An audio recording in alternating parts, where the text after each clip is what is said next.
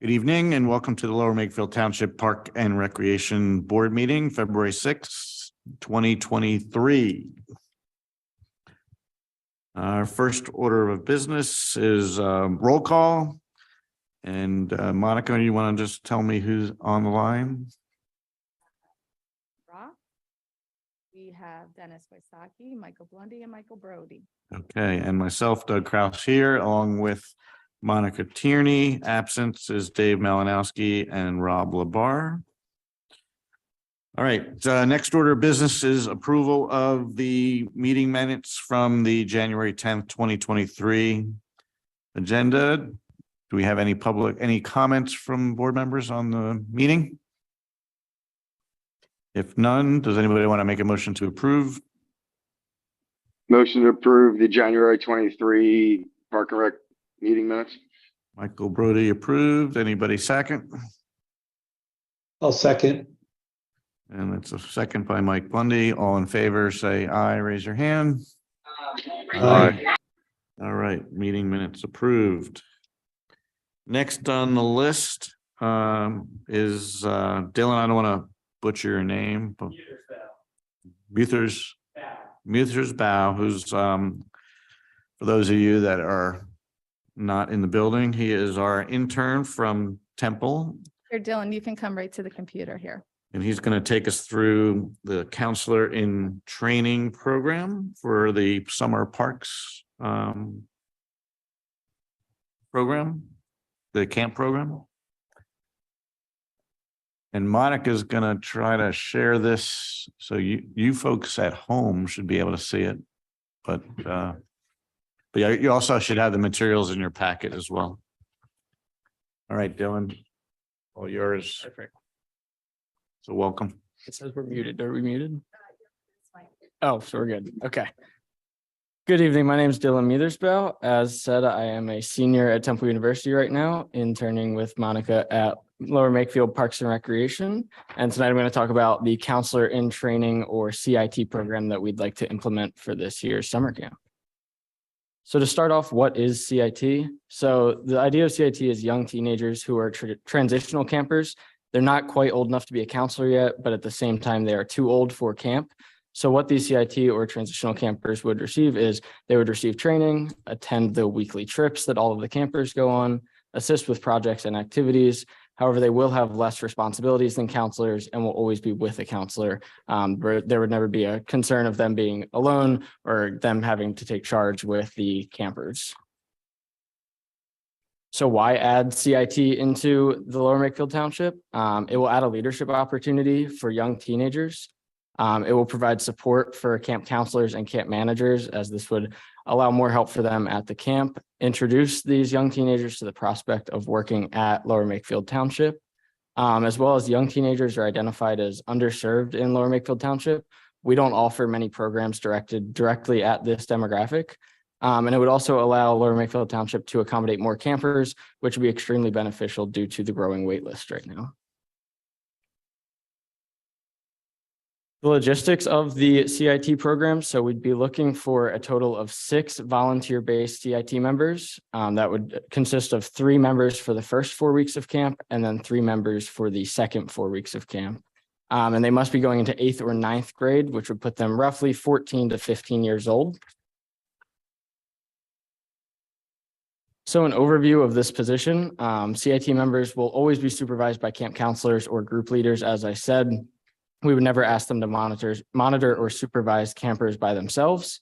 They would help during the setup and cleanup of activities and events and assist with monitoring the campers and helping out the counselors in any way that they may need during these activities. These CIT members must be residents of Lower Makefield Township in order to qualify for the position. And then lastly, they must abide by the same rules and regulations as the counselors and campers that are attending. The application process is pretty straightforward, similar to other jobs. So they will apply online and then we will interview them from there and make our final selections for the 6 that we would like to bring onto the team.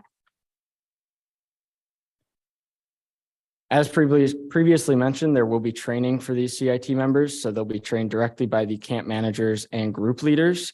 We're looking to host a CIT info session similar to the counselor's info session that we provide, with some minor details adjustments based on their position versus the counselor's position.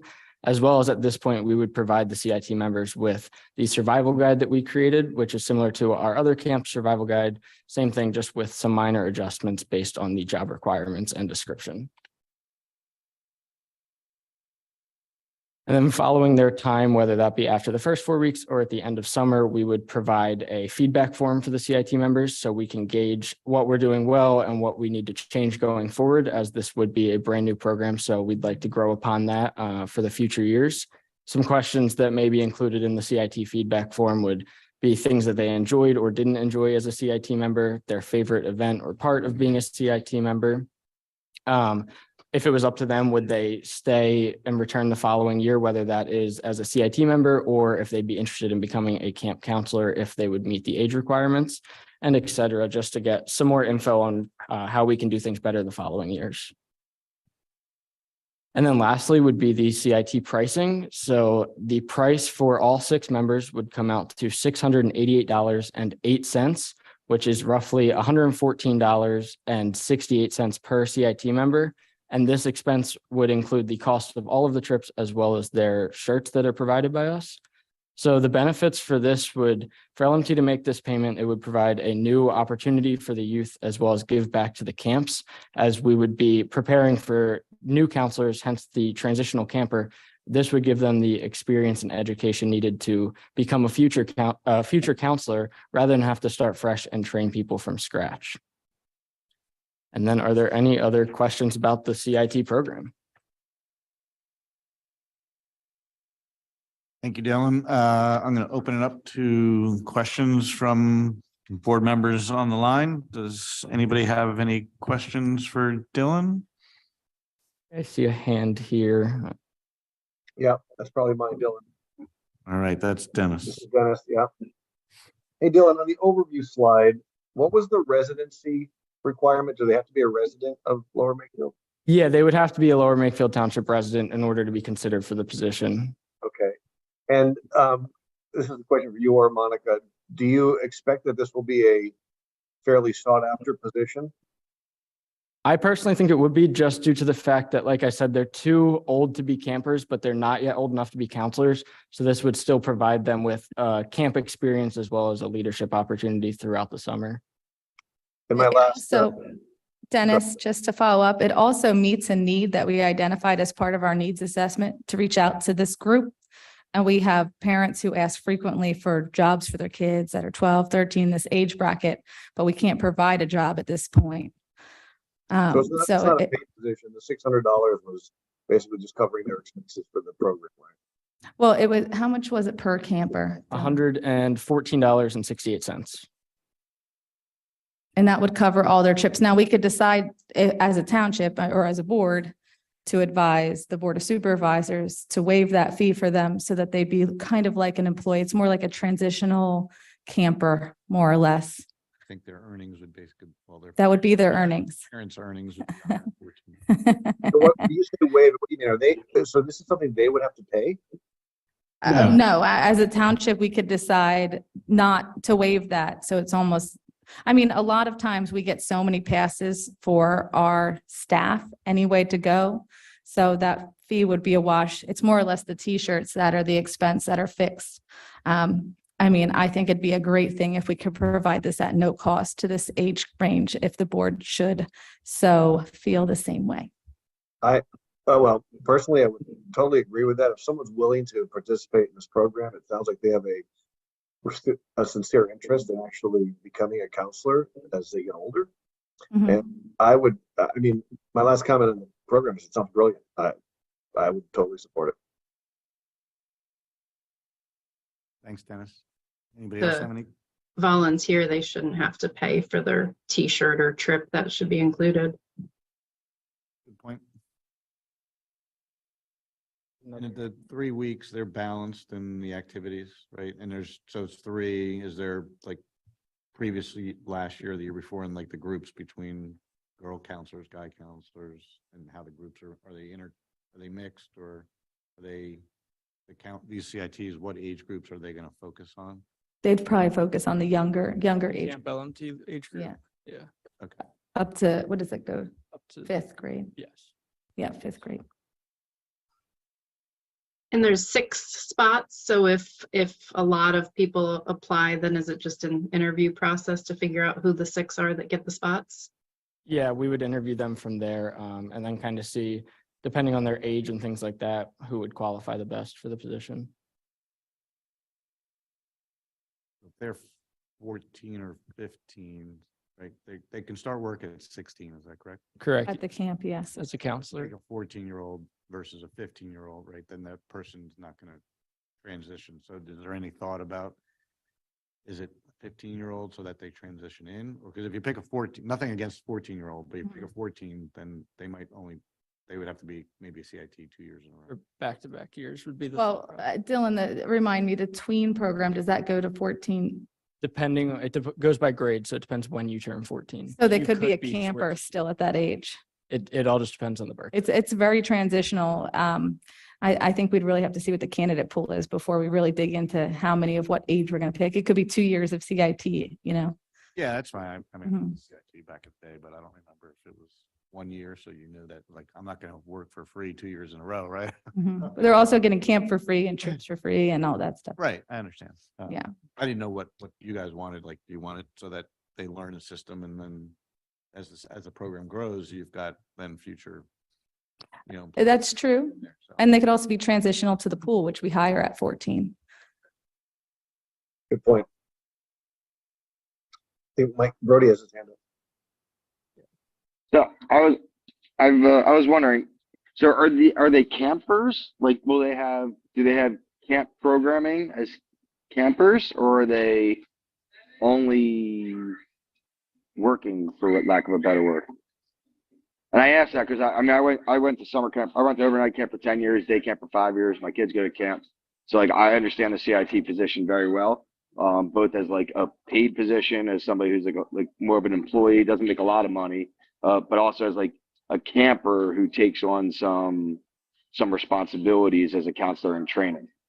So yeah, so like can you explain that a little bit? Yeah, so I think the classification would kind of be both a camper and like that volunteer employee, as you said. They are getting the benefits of camp, but they won't be necessarily in the same grouping as camp. They'll be with that counselor group, where they will have that opportunity to display leadership skills and kind of help assist the counselors more than partake with the campers.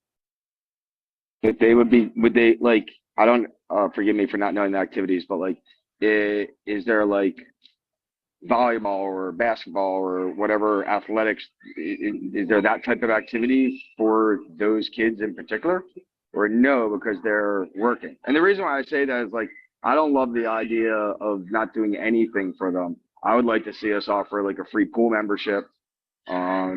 Like, I'd like to see us do a little something that's not necessarily payment, but something to, you know, I'd like us to at least consider giving them a free pool membership.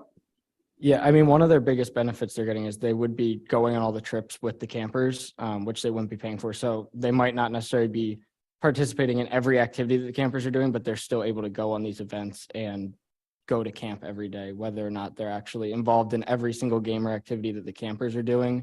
They would still have plenty of opportunities.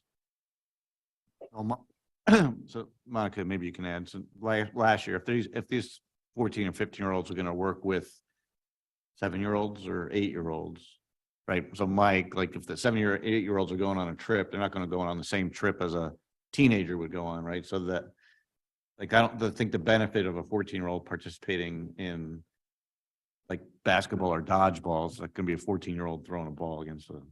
No, yeah, I guess. So what trips do the younger kids go on that they're going to go on, but because they're not going to be a camper at the teen, right? They're not. So some trips, for example, that they would go on that they could still participate in. One of them would be Citizens Bank Park. They're doing a tour of the stadium. Okay. So there's no real like physical activity in a trip like that.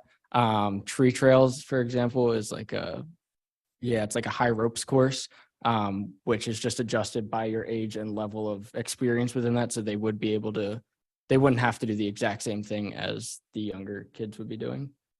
Right, but in those instances, they're participating, but they're technically working versus if they were 14 and going with the teenage camp, they're a participant, not a Right. Yeah. They would be focusing more on helping the counselors monitor everything and make sure that the campers are actually doing what they're supposed to be doing. The goal wouldn't be for them to be the ones participating most of the time, at least. Yeah.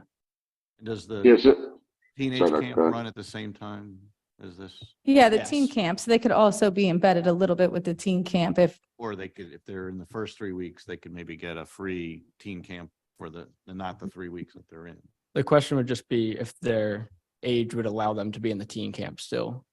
Because if they're Sure, 15 in the CIT program, they wouldn't be eligible for the Tween Adventures camp. Look, these kids might not want that programming. I just have a concern about not doing any degree. Like, to me, I've seen the CIT position be almost like a counselor position for younger kids, which is what this sounds like. I mean, obviously they're going on the trips. That's part of being a counselor. But keeping it real, I don't consider that participating. When the overnight camp I went to a CIT, your last 2 years as a camper was a CIT. So what that meant was like, if we were going on a field trip and the counselors needed to be at a meeting during dinner, that we would then sit with the younger, my assigned bunk for dinner one night a week. It wasn't as intense as what this is going to be. And so I just, to ensure that we get like quality applicants and it's a worthwhile experience for that person also. I guess that's my concern. I just want to be That's all. clear that this is not slave labor. They're going to be part of camp, Of course creating not. Of games, course they're going to not. have a good Of course time. Of course Michael, not. Of I course know not. your parents probably sent you away for 8 weeks. Yeah, for we're- good yeah. reason, right? So Absolutely. so this Absolutely. is only 3 weeks in length, right? So- I agree with that. That's fair. That's fair. It's not Oh, meant it's to only be 3 something weeks. that's unfun or hard, or it's an Oh, no, no. experience to get the opportunity to learn what it's like to work. And Yes. you're going to have fun. You're going to do summer camp. You'll do crafts. You'll participate in activities. You're going to, it's meant to be a good time. It's not meant to be something that's horrific and slave labor. I want to don't be think very it- clear that this is, I think not child abuse there's here. a fine line between what I'm saying and what you're saying, but I agree. Okay. I think summer camp, working at a summer camp is awesome. I went to summer camp for 15 years for a reason. So I fully support this program and the idea of doing it. So I'm good on my questions. I do think we should consider some sort of pool passes or some free guest passes or something like that. Some sort of little incentive that we can do that won't really have a cost out of pocket, so to speak. You have any other questions from the board members? Yes. Brody, it sounds like you're talking about the CIT program having a history here, but I thought this was something new. Which is it, Dylan? Is this a new program or has this been something that's been around?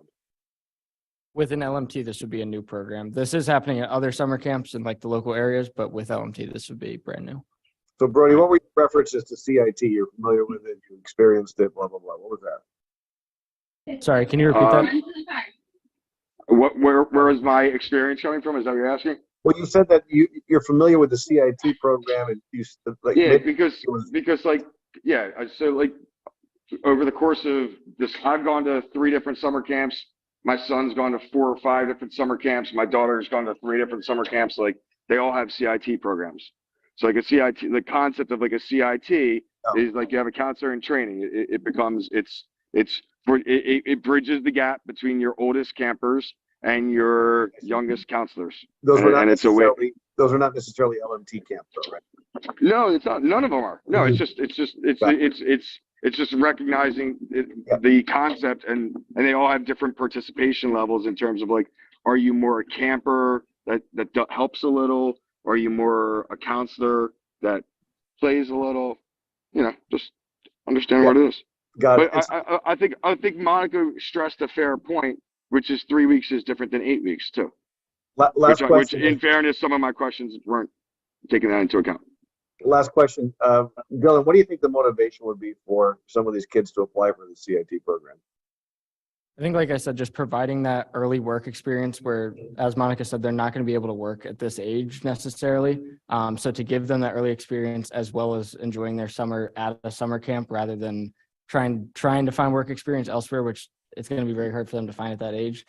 This would provide that early opportunity for them to learn how to work, get some early leadership, as well as, like I said, just enjoy their summers throughout the camp.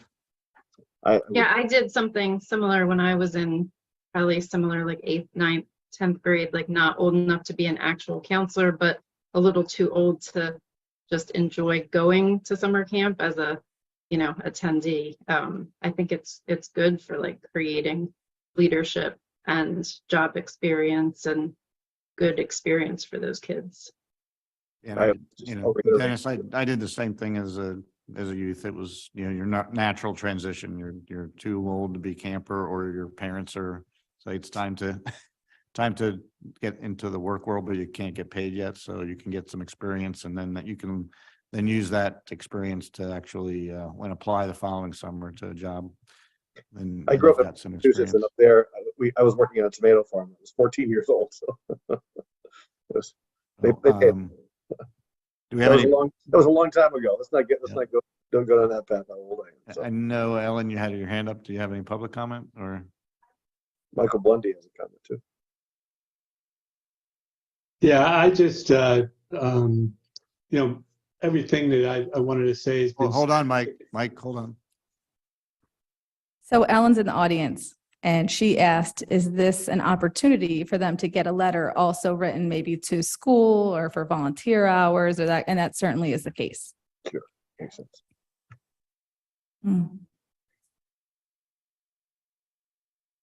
Yeah, I guess. Yeah. So, and she was just reinforcing. Yeah. Good. I know you can't hear her right now. They cannot hear you. Yeah. But that's Ellen Saraceni, just for the record. Thank you. Yeah. Sorry, Mike, to interrupt you. Mike Blundy, you had something you wanted to add? No, it's just to kind of reiterate what the other folks were saying. I think it's a great program for us to start. Hopefully we'll have enough interest in it. Monica, do you have any early feeling on what do you think? I believe we have 3 previous campers who are interested already in this program. Yeah, that's terrific. Would there be an opportunity for more than 6, or would that be you wouldn't want any more because the counselor couldn't handle our counselor couldn't handle training 2 at a time, or the truth is our camp is kind of busting at the seams as it is. To bring on too many counselors and trainings are just, I think it'd be a bit much at this time, but it's just the first year. Dylan came up with a good program. And I think this is a good way to start. Maybe we expand with time. We'll have to wait and see. Yeah, I agree. Sounds brilliant. Good job, Dylan. Thank you. Thank you. Sorry, one more. Agreed. Great job. Can I ask one last question? Does it make sense to say maybe like preference LMT, but like Pennsbury students, but preference LMT, just so you definitely get like enough applicants that that you want for the positions? Yeah, promoting, like, you mean more promoting towards the Pennsbury School District, like the high school? Yeah, instead of just school? making, instead of saying Makefield resident, like, should it be more of like Lower Makefield resident preferred? It will probably help us get into fully. I don't think you'll have any problem filling 6 spots. There's enough A personality parents in this township that there's going to be 6 kids. That there will not be an issue getting. I also agree with that. You'll have plenty of kids if parents are looking for something for their students to do. So, last comment, if I could. I think what Brody pointed out was fine. I mean, the $115 a person, they should not pay that. I mean, I clearly think the township could absorb that somehow, and maybe even to what I think the point Brody was trying to make is consider something else, a tangible but maybe not necessarily costly alternative, whether it's a membership, pool membership, or a round of golf at the golf course or something might make sense. That's something we'll definitely consider. Yeah, something else we could consider is we also sell tickets to amusements. So through the the state association Yeah. said something, sometimes we give as giveaways to pool staff or, for jobs well done. Something that we could consider for them to, Great. amusement tickets they could win. Brilliant. Mhm. Monica, do you need us to, do you need an approval or just, or Since we're planning to waive fees, we probably have to recommend this to the Board of Supervisors. So we would need a motion to recommend the program. The cost may be variable I will make a fee recommendation. to the participant? with no fee to the participant. All right, so, I will make a motion that we say to the Board of Supervisors that we recommend the CIT program with the fees waived to the members. Second, we've got a motion made by Dennis with a second by Michael Blundy. Do we have any other additional comments? Is there any public comment? If none, do I hear a vote? All in favor of the Aye. motion? Aye. aye. Any opposed? None? Right, motion approved. Great job, Dylan. Thank you Nice guys very job. much. Well done. What's your major, Dylan? I'm a sport and rec management major at Temple. Great. Good luck with that. Thank you. I appreciate it. All right, how are we going to do the next presentation, Monica? This is, Ellen's going to talk to us, everybody, about memorial benches at the GOR. But just give us a second so we get everything organized. Get you all situated.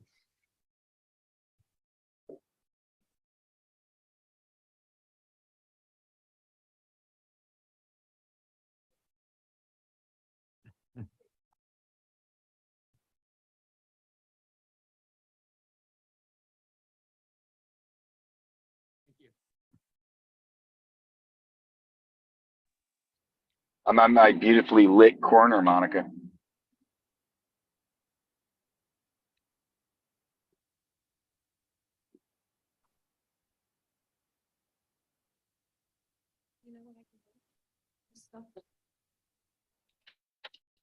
Are you talking about being outside, Brody? Yeah, I'm driving from one basketball practice to the other now.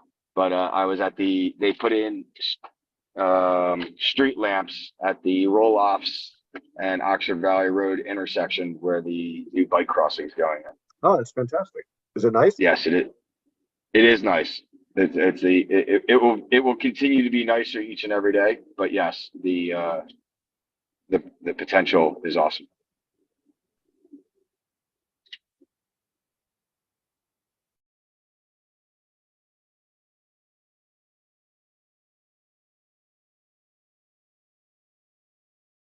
Can you hear me? We can. Yes. Yes? Okay, great. Hi. Hi, Ellen. Hi, everybody. Hi. Hi, Ellen. How you doing? Nice to see everybody. Good to see you. Thanks for having me here. I'd like to bring up a discussion again. We talked about this, and now it's probably 2 years ago. COVID happened, and we put it on hold. So I'm here to talk about our former congressman and our former county commissioner, Mike Fitzpatrick. And I'd like to figure out a way that we can honor him in our community for all that he has done for our community and communities around ours. From the last meeting, I talked about Mike a little bit. I'll do that again, but I was asked to come up with a couple suggestions. And so I'll do that so that we have a thought process on what we're thinking. But let me go over just a little bit about Mike. We experienced a tragic loss in our township and in our community and our county and the nation when Mike passed away very early on of cancer. He was a model public servant, and he truly worked and emphasized the service part in his career. It meant a lot to him to be a service member Whether he was serving in DC or Doylestown, his efforts on behalf of the residents of Bucks County were numerous. As a county commissioner, Mike dedicated himself to modernizing county government and preserving open space. I know in Lower Makefield, we are very concerned about open space as well. He was known to visit each department and hear their concerns and needs. As a member of Congress, Mike championed local causes on a national level and received recognition for his bipartisan leadership. Among his many legislative accomplishments, he secured federal support for the Washington Crossing National Cemetery. He also, with me, led an effort which is still going on to secure passenger planes from cockpit breaches. He single-handedly led the battle in Washington, D.C. to assist the flood victims that were devastated from a lot of the floods along Bucks County tributaries. So in Yardley, that was part of a big push of his to get financial assistance in there. He became an early and ardent supporter and an icon in our community, and with the Garden of Reflection 9/11 Memorial. As commissioner, Mike got the official Bucks County Memorial for the Garden of Reflection. And as time passed, we noticed and recognized the importance of the 9/11 Memorial, and we wanted to be a state memorial or recognized as the official. And we had to go out to Harrisburg and meet with the Flight 93 folks because they were very concerned about us taking actually federal funding from them. But it turned out, it got very heated actually. And Mike stepped in and, as he always does, calmed everybody down. And we walked away very successfully. And we have the designation of the official 9/11 memorial to the victims of the September 11th, 2001 terrorist attacks. Mike's support for the garden didn't stop there.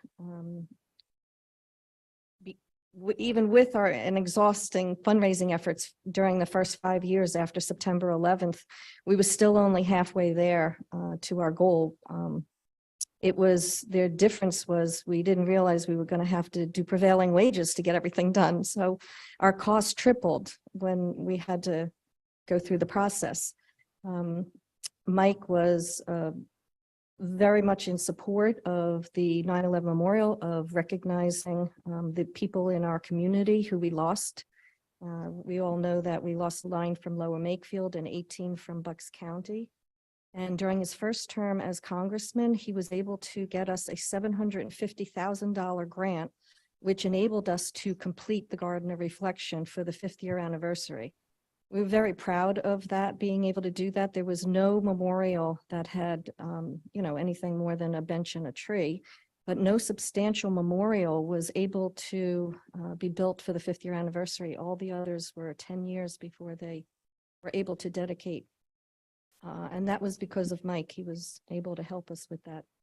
So all of this is just a small, snapshot of what Mike has done. There's a lot more, but I feel, and a lot of other people feel, and I know the board, when we have talked before, feels that it's only fitting to do something for Mike Fitzpatrick, recognize him in the community for all that he has done for us, and carry on his legacy of service in our community. He led people to the Garden Reflection, and he thought that it was a place where people could go for light and hope.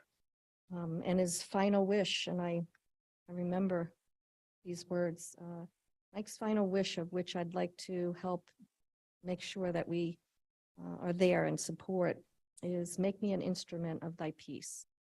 And we look at the Garden of Reflection and we feel that that is a very peaceful place. It has a continuum throughout Memorial Park of being a really great place to go. And we can now talk about a couple different ways of which I think that we can honor Mike.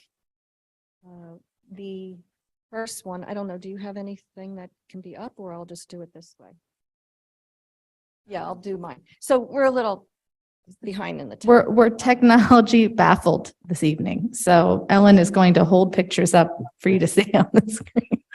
These are not in our packet. Baffled is the best word. No, it's not in your package. No. Okay. So back in the olden days, we're going to do it that way. Okay, so we looked at this last time. This is a sign that could be either Mike Fitzpatrick Way or Mike Fitzpatrick Circle. It would be located as you come up the avenue. You'd be coming in the park from here and coming up and where that stop sign is. So it would be there. Let me show you.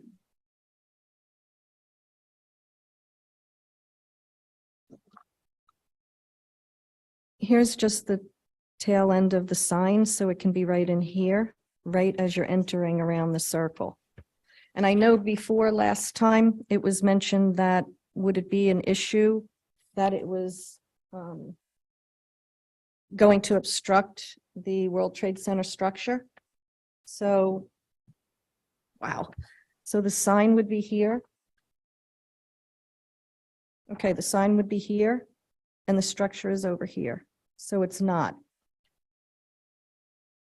Actually, where's the structure? Right here. The structure is right here. So the sign does not impede the view into the memorial. So that was the one way. And I know that with that, we thought there was a suggestion that we come up with a couple different other ideas. And another idea that I thought of, I think this might be better if I get, because can you even see what I'm Yeah, showing you? no, it's actually quite good. Okay. All right, I'm going to show you, I took a picture.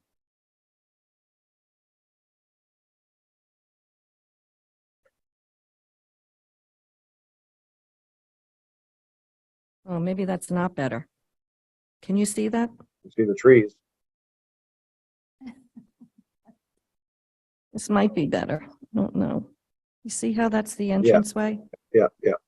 Okay, so that's the entrance where it says the 9/11 Memorial Garden of Reflection.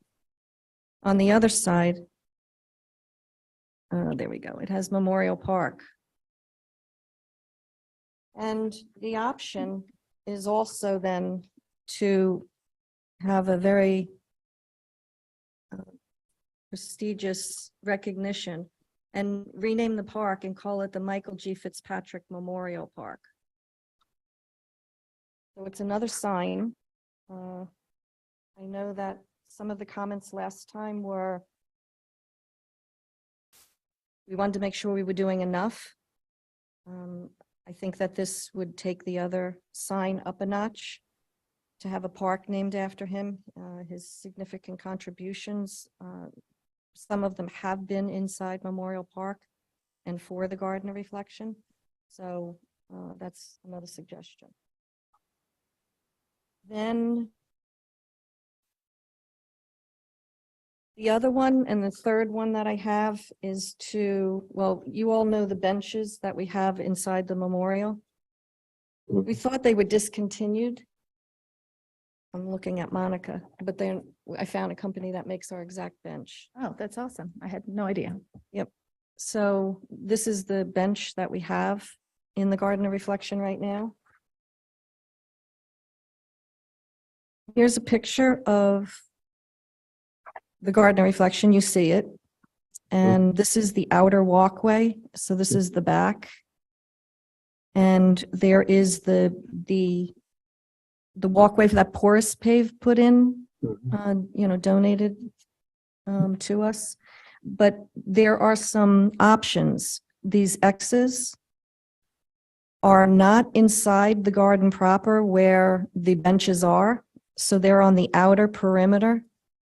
And there are 4 places that are possible suggestions for where a bench could go.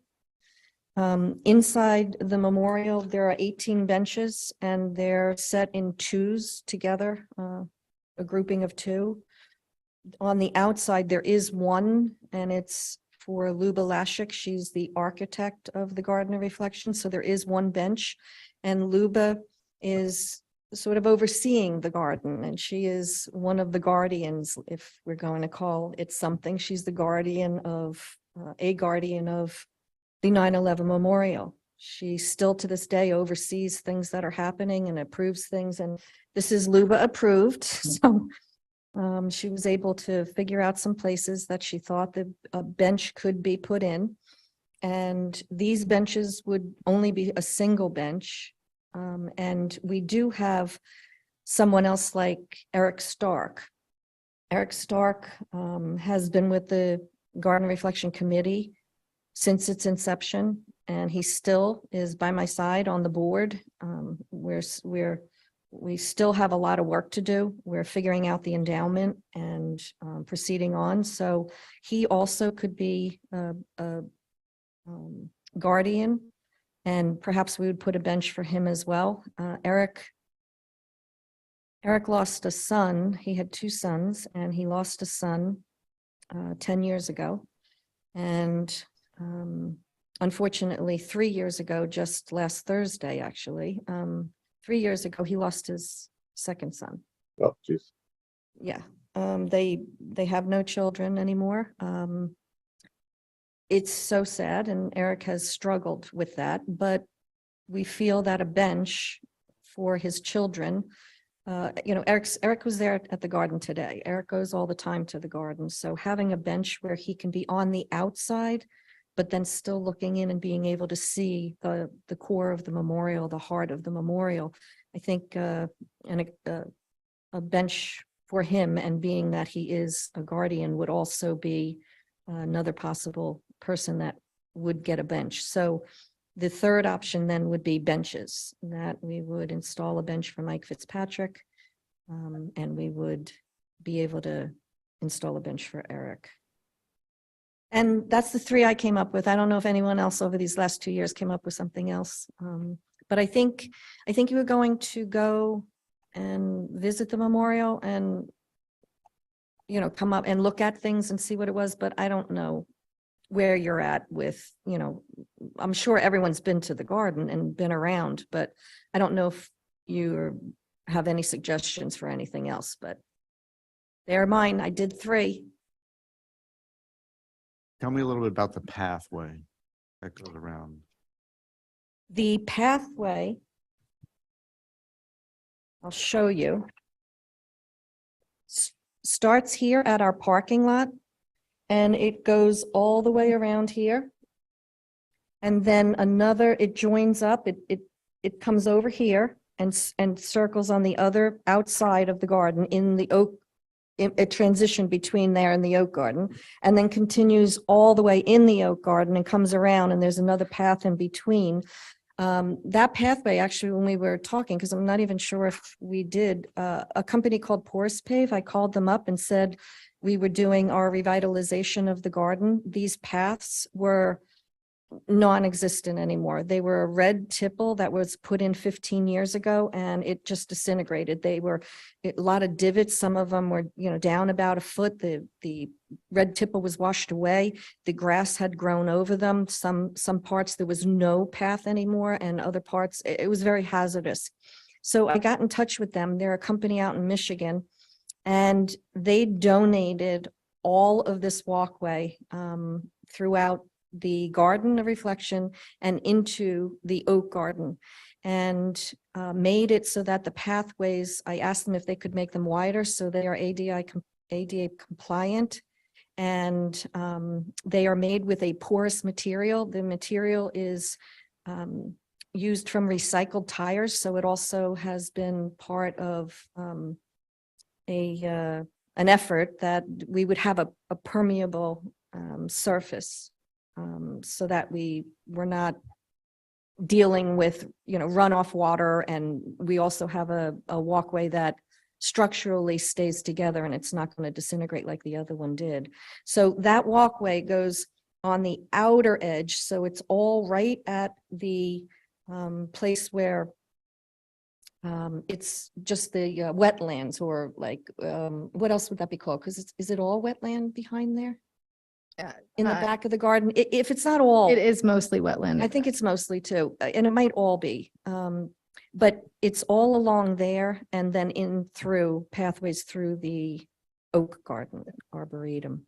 The the only reason I asked is as another option. We can obviously throw it up for the board to discuss, and obviously there's some good options here, but I didn't know if there was something about naming the path, or because it people can follow around. So it's just Yes.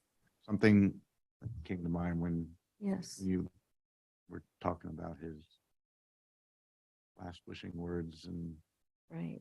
contributions. But again, just an idea, thought. Yes. There are other good things on here, and I'll let the obviously board can comment, but Mhm. you asked for an opinion. Yes, yes, that's good. Yeah, we're supposed to do that. The The decision was to come up with the best way that we could honor a man. I'll let who's- the others So chime in. before, do you mind if I make an add-on before Yep. board comments? There's two things to consider here. The benches are easy because it's just supplementing. If it's the same bench that we had used previously, there's really no board decision here. This is something that we could work on together, because it's not a different type bench going into the park. It is outside the bench program, but it's inside the parameters of the garden reflection look and feel. It doesn't really change the way things look. So it should be an easy thing to do, as far as benches. Naming, she mentioned naming, which I wasn't expecting tonight. So you caught me off guard on that one. Sorry, Mike. We have the whole naming policy, so there would have to be some more research done before that. The name itself, I was reading the policy over again just to make sure I wasn't missing anything. His name, he would be an technically eligible candidate, not necessarily a township resident, but someone who did a lot for the garden, makes him eligible. But we'd have to do a little bit more research, and the policy itself recommends not calling something a memorial park. So it'd be Mike Fitzpatrick Park or Mike, so those are some things to consider, but there'd be a lot more steps involved, Alan. You probably have to come back to the park. And I board. do know that, and I know that you need to have community support. I already have a lot of community support. I just don't have it written for you, but I will get that. And also, Mike Fitzpatrick's father, Jim, he is the one who got in touch with me to say, can we start this process going again? And his wife, Kathy, I also met with her. Both of them are in full support of us honoring Mike, and they're eager to hear what type of thought process everyone has, but they are up for all the above. And I know that's part of the naming process, those two things, having community support and Yep, all the costs would be associated. You'd have to cover all the associated costs. I was just rereading all of it's not excluded in any way within the policy, in the way that Ellen was speaking earlier. So it could be something that's, it could be something that's considered, but there is a lot more that we'd have to look into before we ever. I did read a lot of it, proposing a name, a park or facility after an outstanding person. I mean, Mike fits all of the qualifiers that the documentation for naming the park would be. The person's significance, the good reputation in the township's history,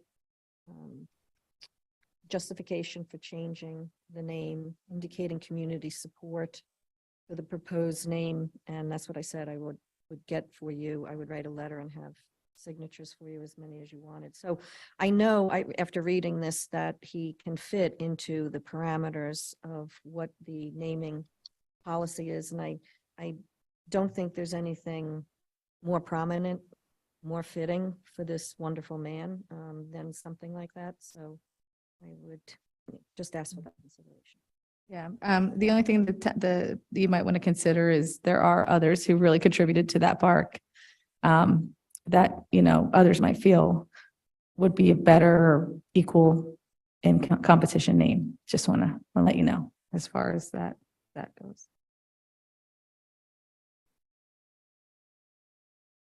Is, any other board members have questions for Ellen, ideas, or just Dennis does. is Dennis's hand up? Yes. Okay, I can't see Dennis, so I'm just asking. Oh, I have to tell you, Ellen's driving, so my responsibility. Ellen's driving, so she owns the, she's running the meeting It's just right now. like this, All and I'm right. waiting. and then- Thank you, Ellen. Okay, Dennis, hi. Actually, I would just like to thank Monica because I was going to ask that very question, that we check all of these options against that naming policy to make sure they were consistent and qualified. So thank you for doing that in advance. I have one comment, one question, and one suggestion. The comment is that walkway that you talked about, that you asked about, Doug, that Ellen was commenting about. It really did work out incredibly well because that red stone or whatever you called it, Red tipple. tipple. It looked great for a short while, but then it's just started eroding and running away. And this new surface, every time I walk on it, I go to the park a lot. It's just great to walk on. I just keep looking and thinking, what a great upgrade that was to what we had there. So that is a very attractive walkway now for people to go through and use. So then I think you partially answered my question, Monica, but and maybe Ellen, you have the answer to this, but the other benches that are part of the program, what's the difference between those and what we're talking about for this bench on the outside of the walkway? What's the difference? Well, the quality is a significant quality difference. The benches that are in the garden are all metal. They're very high quality benches. The ones that are out. I got it. This is more like the benches on the other side of the park. Yeah, and then the other ones are that compressed. I can't think of the name right now. The compressed fake wood. Yeah. What is that called? So what we're talking about is that kind of bench.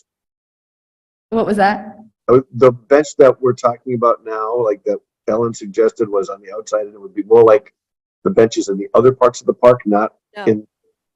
Yeah, it would be a duplicate of what's in the garden reflection. It wouldn't be the ones that are in the other pieces of the park. It's specific to the garden.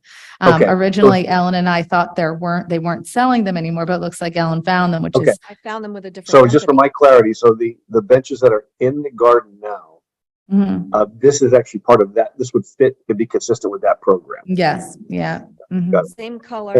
Same color, same bench, and the difference to differentiate them from the victims' benches, the victims' families' benches, is that they're in twos, and these would be on the outskirt, around the circle, and in only one single bench. So I thank you for that clarity. And based on what I was hearing Monica say earlier, maybe the ease of the bench and the fact that there might be competing, or maybe not competing, but other people that might warrant the same sort of recognition at some point as we determine down the road.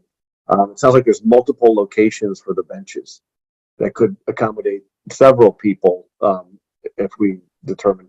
So it seems to kind of give that, in my mind, a much stronger appeal.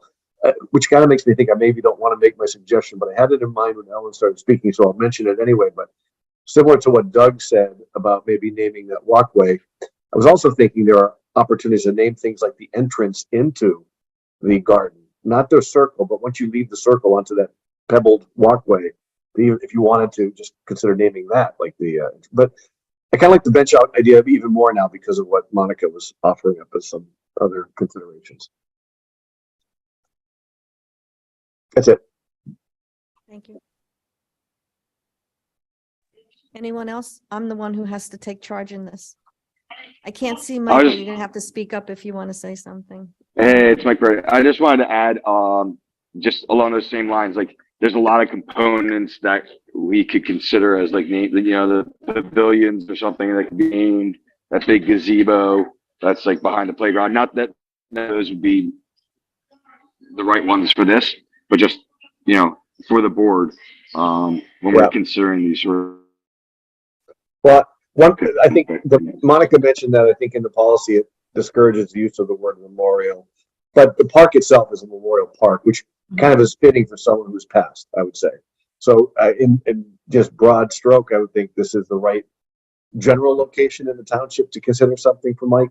I wouldn't rule those things out, but I think given what Ellen was pitching as like his strong contributions to the garden, getting it closer to the garden to me kind of resonates. I agree.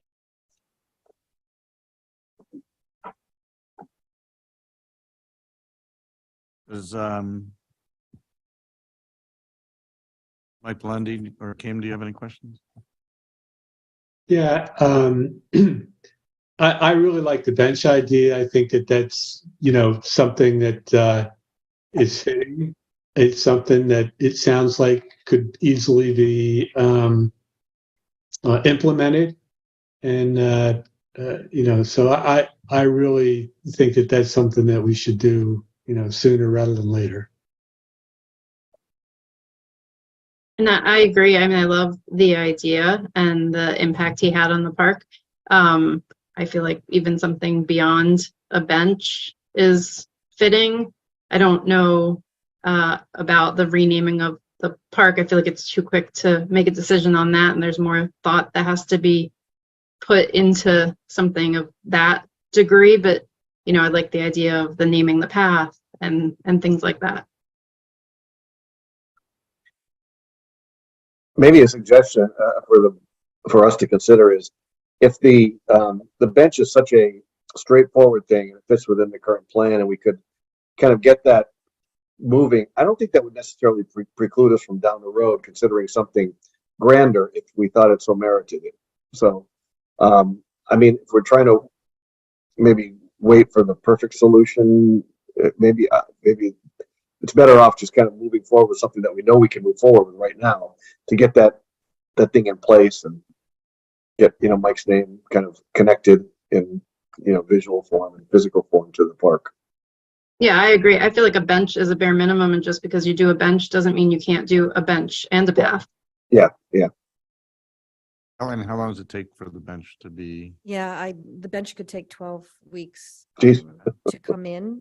So we can definitely have everything prepared for when it does come in. And And then in the interim, so if it takes 3 months to come in, and then then you determine when's the right time to put it in and do whatever you feel is right or around that. In that interim, then you could work with Monica to see like if there was something else you wanted to do, what is that right thing to do? Because again, the bench can be done in short term within the scope of what's already there. And then if there's something, as everybody kind of mentioned, that might be a plus up and something else that would be warranted, then that gives you time to Ellen, is there any difference? narrow that down. Ellen, is there any difference between the locations that Lua has suggested, or are they potentially just they're equal but just in different spots? they're in different spots with her and her eye and knowing what the garden is and a visualization of a sight line of being able to see the fountains. There are the red maples that are there around. So they're placed in positions that have a good view of the memorial core and also strategically placed that they look good. So, and so she said, here's how many could be there. She was very specific. She didn't say, okay, we could add 11 more. No, it was only in these places that she thought that it would be appropriate that a bench could be. Okay. I mean, this is more probably for your decision, but I know it took you a while to find that a company that makes those benches, since there's how many spots? 4? Yes, 4 or 5. 4 or 5. And this is up to, I mean, again, it's not our cost, but knowing that, would it be prudent to secure 5 benches but not necessarily install them so you have them? I don't know the logistics of that. Well, we thought about that as well, that the benches are going to be then dedicated to someone with an epitaph. And if we don't have another person, it could just be a bench there without an epitaph. So there was that thought process that because seriously, 3 years ago, 2 years ago, 1 year ago. This bench was discontinued. We couldn't find it. I just found this other company, dumb luck. I found this other company trying to get some information from the man, David Biddle, who constructed the memorial. And I asked him to send me some stuff, and there was an alternate bench with an alternate company. And when I called them, I actually found the people who made it originally. The people that we ordered it from just ordered it from this other company. Huh. So I actually was able to find it, which was unbelievable that I did. So I agree with you. We've had a thought process about that, purchasing some others just in case if something ever happened to one of the benches, because I don't know how long this company will actually make them. So we'll figure that out, but at least, you know, if we can walk away tonight, that we could think about a process of having a bench installed, and being able to purchase a couple others, that the bench would offer the family a place to go that's more intimate, that they can sit at and contemplate and think and, you know, be happy or be sad or whatever. But the prominence of who Mike was, and I know that that was a big discussion point when we spoke last time, that if we can then just keep on thinking that if there is something else that we want to do for Mike, we'll have that as something added on. But it's just like you said, Kim, it's not one or the other. And I think everyone was agreeing. It's not necessarily one or the other. Dennis has his hand up. Yes, Dennis. Yes, thank you, Ellen. I don't know if this is for you or Monica, but I think if we're expanding this bench program to outside the outer walkway, much like we have some parameters around what, you know, the benches inside our victims' benches, we should probably put in words somewhere what the outside ring of these 4 or 5 additional benches could be used for, just to give us some guidance, like we did with the naming policy, Monica, having some sort of parameters, qualifications for considering when we would deploy names for the rest of those benches. Yes, I think that I would, there is another 1 or 2. Jim McCaffrey would be another one. He's lost 2 children. He's been very instrumental in the Gardner Reflection and is on the board. He's another one. I didn't ask him if he wanted a bench. I know actually initially a long time ago, they did want a bench, and it just happened that it never happened. This is years ago, way before you were here even. And it never happened. But there was an inquiry about a bench. But I would want this not just to be for general public. This is for guardians of the garden. This is for people who have been intricate with the garden through the life of the garden. So that's, you know. Totally hear that. That's why I'm suggesting we actually define what that is, so we can kind of make sure it's used for the purpose that we're all talking about tonight, which is this more selective association connection with intimacy with the garden somehow. Also, Judy, what if I know one family who had discussed that they wanted a bench before when we didn't know we could find them. Yes, right.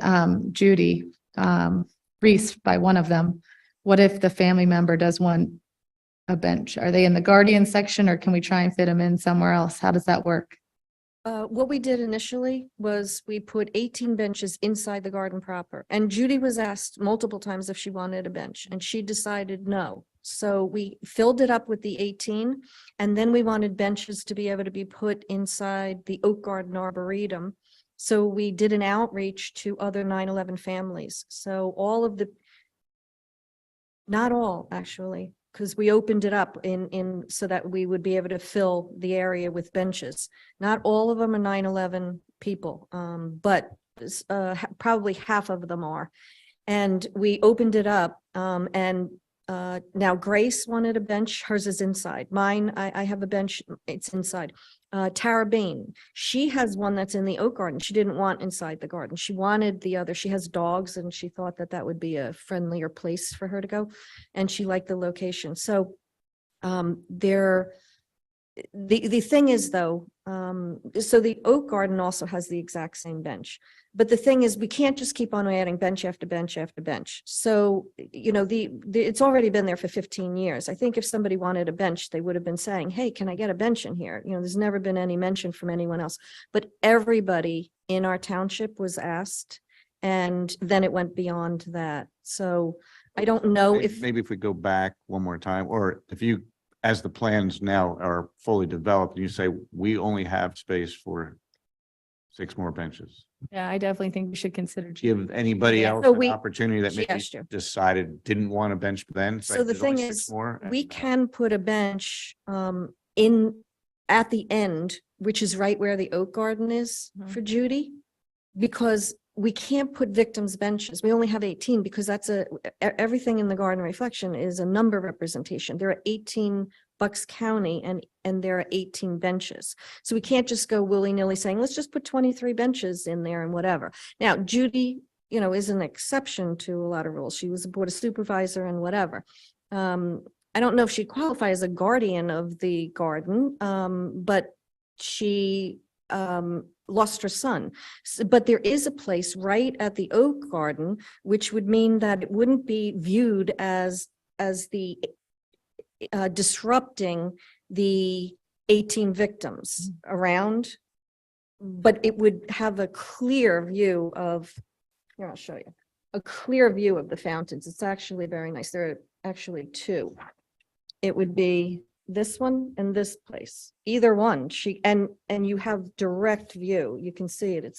They're actually very nice. So there are places that we could put a Mhm. bench. And I imagine we want to limit the number in total. We're not going to make it like a movie theater out there. No, that's what I'm saying. Luba said Yeah. 4 and that's it. Yeah. Like we're not putting, and that's why I said, Monica, like, I- you know that like we're only down to 5 bench spots left. So Mhm. there's somebody that either had chosen not to put one in prior or has changed their, like, they might know that absolutely. if they change now, all of a sudden, if they change their mind and you find out there's no bench spaces left, but if we reach out and say. I there's think we only definitely need to do the outreach ahead of time. outreach and just to- say, especially if you know people chose not to, but now if we came back and said, Mm. based on the design, there's only going to be room for 4 more, would you? Right. Would you want one? you And want- Judy would be number 1 on the list, other than these guardians that I'm talking And maybe about. you Of can course get- she would be. Then you can order the other ones, you have people for them, and then you can have them installed. Right. I would think, though, that if we are, opening this, we have to realize that there's a cost to these benches. They're very expensive now, like everything went up. So we'll have to talk about the costs of it and see if, Well, it'd have to be at the expense of the individual. Did you charge the families initially? everyone paid for the benches. Yeah, so it'd have to be at the cost, at their cost. Exactly. Yeah, yeah. So. we'd But have to- yes, so then that would be, we're not trying then, like you said, to approve a new bench. It's a bench that's already been approved. Yeah, I'm very excited that you. Oh my gosh, so am I. Mhm. Because so many of them just were not the quality that we needed and fitting in. And then, so if that can be done and we're all thinking that, then that is something that I can walk away with and know that I can order the benches. That's great. And obviously, I'll reach out to Judy for sure. That would be Mhm. wonderful if she wanted to do that, that I would be able to put her in right away. But, and then that we just have a thought process to continue on with anything that was going to happen with a, thought process for something else if we felt something else was I warranted. still think for it would be land. important for us to make sure that we clearly articulate what the parameters are for inclusion, consideration, it to be included for those new benches on the outside. I know they're Mhm. different victims benches, clear. Maybe it just is an adjunct to what is already in the oak garden and we can fit, but you've been using some language tonight, Ellen. I think it's kind of new to me, but it's the guardians. I don't know how we define that, but I think it'd be smart to do that just to avoid, like, what if there was a rush of everyone saying, oh, my last chance to get something in the garden. I'm just, I don't have anyone who is connected to it, but I just would love to have one for my whatever.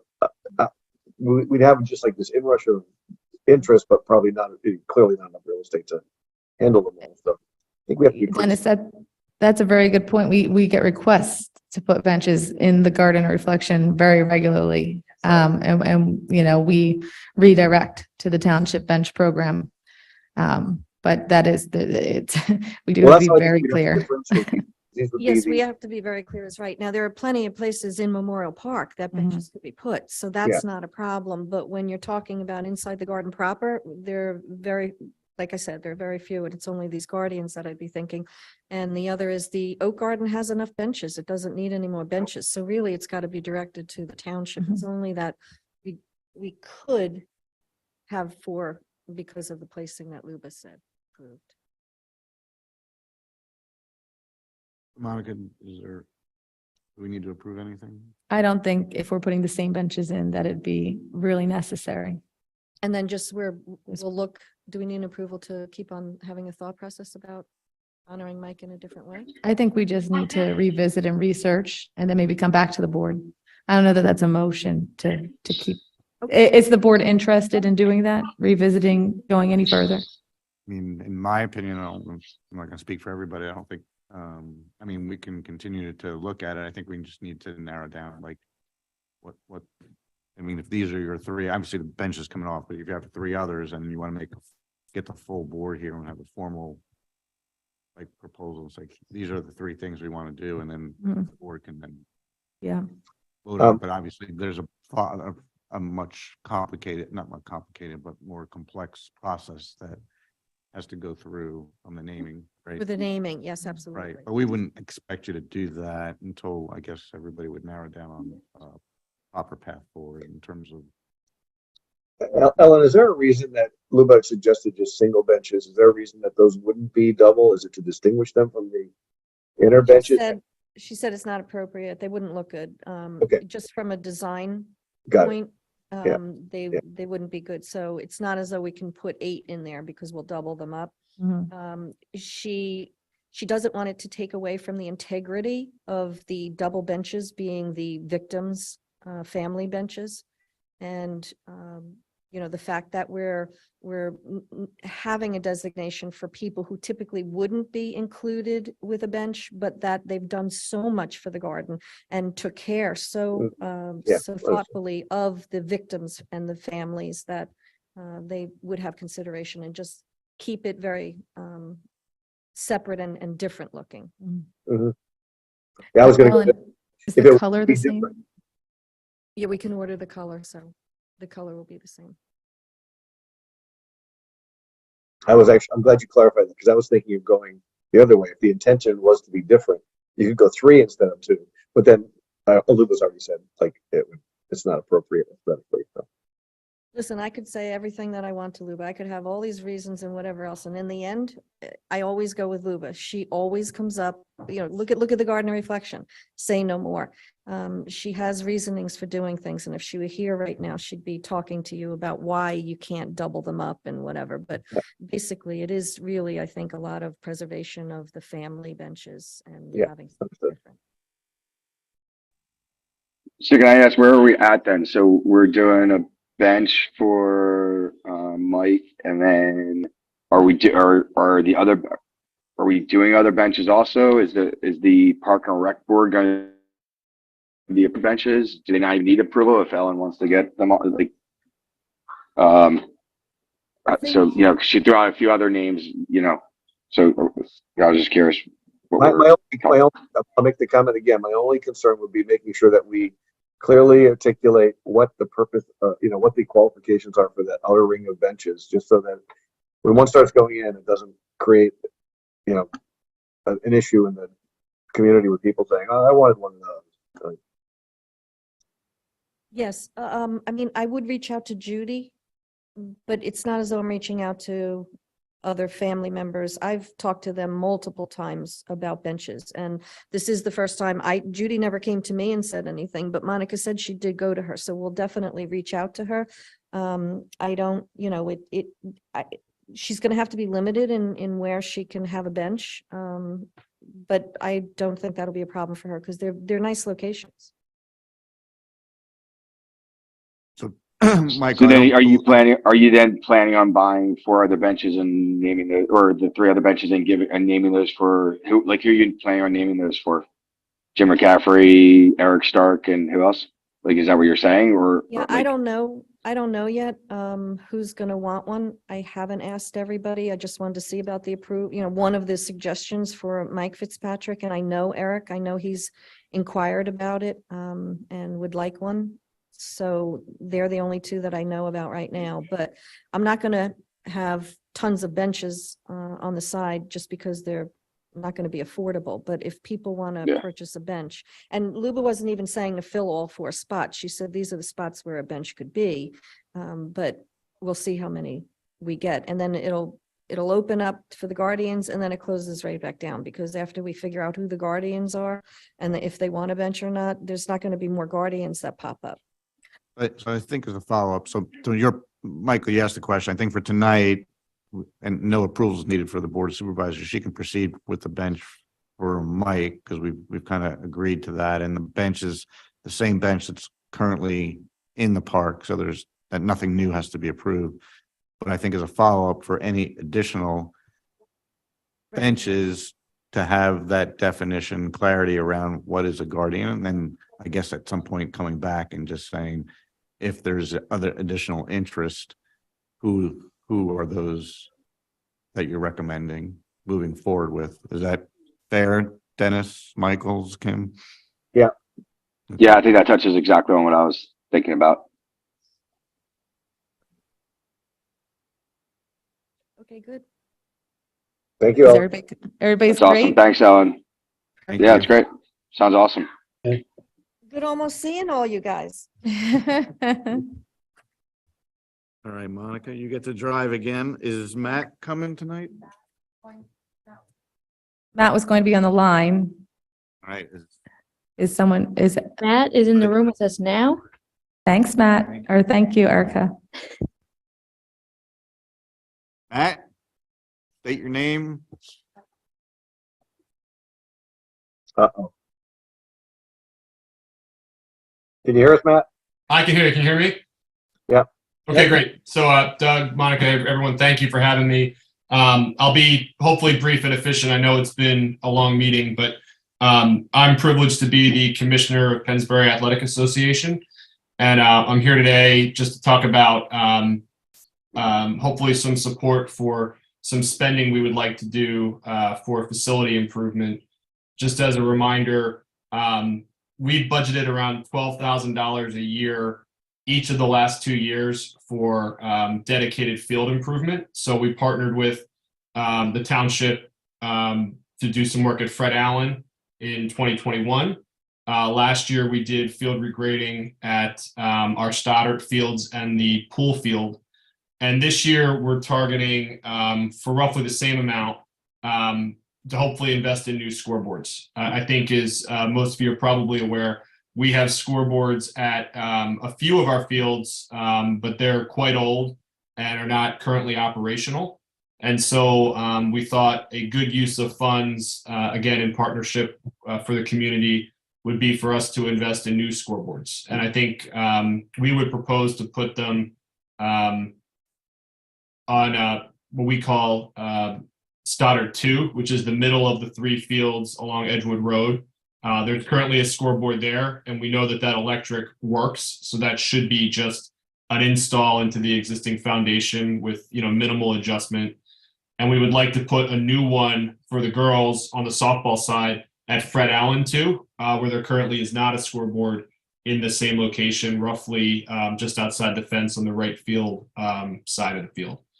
And so we have been working with Monica. We have some proposals from companies. It's roughly around $5,000 each for the type of scoreboard that we want, which would be consistent, although newer and updated. In terms of size, it would be consistent with what's at on Stoddard 2 today. And then it would have, Bluetooth and Wi-Fi capability so that anybody with the access code could control it from an app. Because we want to actually make sure these get used, and that people in the community, or when we have games, the scoreboards are actually getting used rather than having they're up, but no one has the ability to actually go in and manipulate them or access them on a game-to-game basis. So I think we would propose we're going to try and do some fundraising to help offset some of the costs. We would like to have a spot on the inside of facing the fields to put a place for a sponsor, be kind of consistent with what we do along the inside of the fields with the banners that we raise for people that sponsor a team for us. And we'd like to, move forward to start our fundraising plan for this. But before we did, we wanted to, at least raise it and kind of get some feedback from obviously Parks and Rec and hopefully some support for us to go forward. Dennis, do you have your hand up? Yeah. Hey. I do. Thank you, Matt. Yeah. Remind me, I've been by Stoddard Field a million times. Yeah. Where is the scoreboard on Stoddard 2 now? It's in right field. And so it is relatively central. It's not central, obviously, to that field, but it's central to the park if you're driving along Edgewood Road. Okay. And so I think what you're suggesting is a like-for-like replacement, just something that's more contemporary and working? Correct. And then a new one at Fred Allen. Would it change because I think the one concern might be people would worry if it obstructs the view anymore from the road or whatever, but is it same profile? Nothing would change? Yeah, same profile. We're not looking to go any bigger. This is not a 1 through 9 or 1 through 7 board where you've got the top and the bottom of the inning or anything. This is just aggregate, inning scores, number of outs, balls, strikes kind of thing. Got it. Great. Thank you. Do you have the dimensions, Matt? I don't know the current dimensions that are of the scoreboard there. So if you, I don't know if you shared something with Monica or something that you can share back with the board in terms of. Yeah, size. I could come back with that. We're sort of down to, 1 or 2 people in and around this $5,000 to $6,000 price range, but the dimensions we provided were the ones of the existing board. Now they may not have that exactly in stock, but it'll be plus or minus within, a foot each way. We're trying to keep exactly to the footprint that we have. Dennis? Yeah, one more question. Why wouldn't you consider doing the one with the innings? Because that's pretty cool. So I think our view is they typically come in 9 or 7 for most of those boards, unless you want to do a custom. The age groups that play at Stoddard and Fred Allen only play 6 innings, right? So you wouldn't actually get the use of it, and you'd be paying, the cost goes from like $6,000 to $9,000 without a huge benefit. We have talked to Monica, and this is not, obviously there's a lot going on with MAC. We'd like to put a new one at MAC, but that is all, of course, dependent upon what is decided in the bigger picture at MAC. That is one where we would presume, we have more space, and we would, the older boys play there. We could do something that had, a much more of an old school feel with all the top and bottom of the inning scores, et cetera. Yeah. Okay, great. None of the new fields, the upper fields that over here on Edgewood were in consideration right now, right? Correct. I think where we talked about, I guess I'd say the following. Monica and I kind of talked about, let's do 2 and see how it goes. If I'm able to fundraise more, the natural targets would be the pool field, because our girls for softball use that a lot because it has lights, or one of the 2 fields at the top at Kiola. I would probably presume the 50-70, but maybe the 60-90. But those 2 are going to require more electric work, right? So that is going to be more of an expense on the install as well. So we'd have to think about that, Doug. But I think we were, as a starting point, thinking, let's see if we can get 2 in this year and then kind of reevaluate.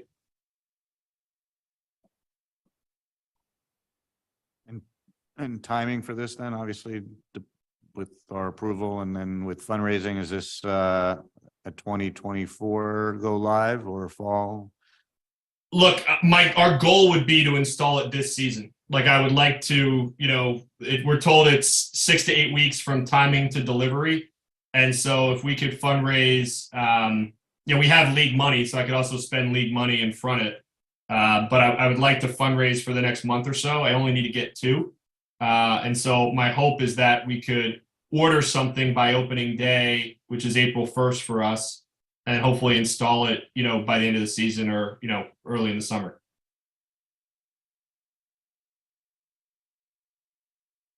Monica, what do we have to do for Matt? Like, what do we have to do today? Today, the park board can approve the projects. I still have to work a little bit. I did speak with the staff for install. They feel comfortable with the install piece, except for the electric. And then we'd have to talk about with Jim Majewski to find out if there's anything else we need to do logistically.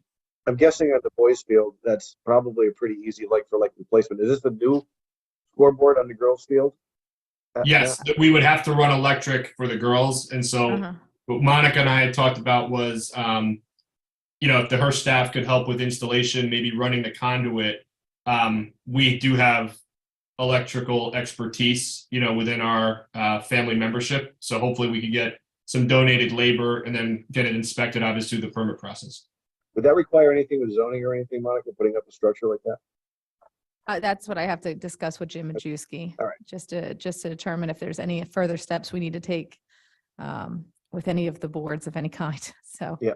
I'll have to follow up further on that. And is there where the structure is supposed to go on field 2 at Fred Allen, is there any tree, like, again, just for people with, I don't think it's in front of homes, but like there's trees that would be front of it from the roadway, just so it's not, and I'm not saying the sign's an eyesore, but if there's, I don't know what tree planting, since they just moved everything around with the pathway. I think we'd have to take a walk, Doug, maybe Monica and I or whoever, and sort of figure out exactly where the optimal placement is.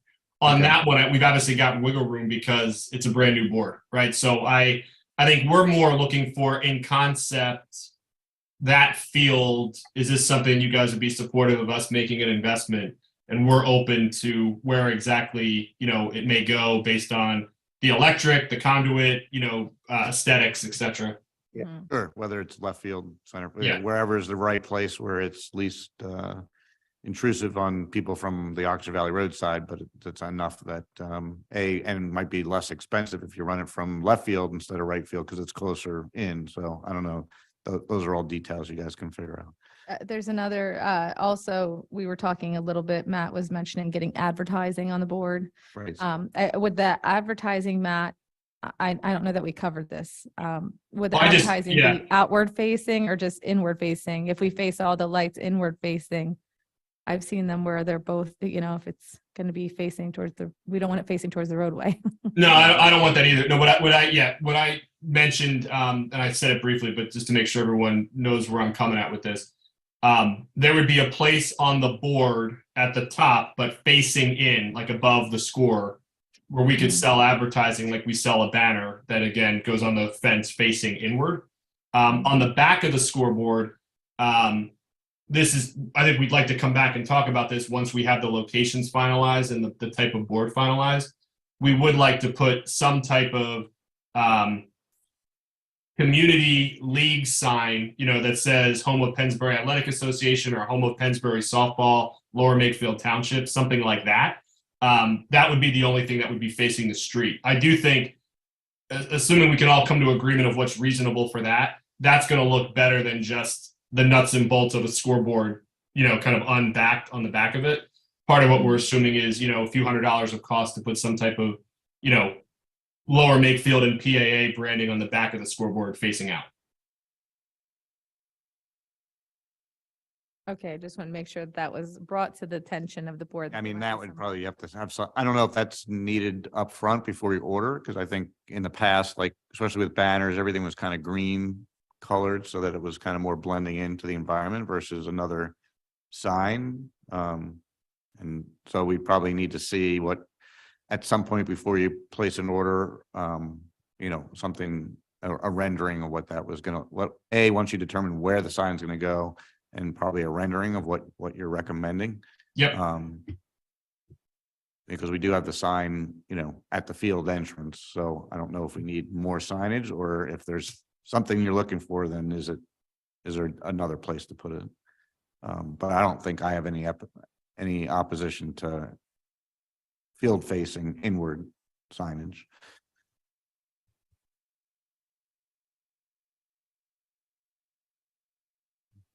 I think in my mind, when I think of the baseball sign, because I know what Matt was talking about on this, to me, it's not much different than the YMS sign that you have right when you pull into Macclesfield. So it's Macclesfield Park, but then when you get to that Y, there's the YMS soccer sign, which celebrates their national championships or something like that, right? Mark, I see you nodding my head, your head, so I think I might be somewhat right on this. But at Macclesfield Park, it's like tucked all the way back in. You have Fred Allen Kayola that are along the roadway. That's something worth considering. Yeah.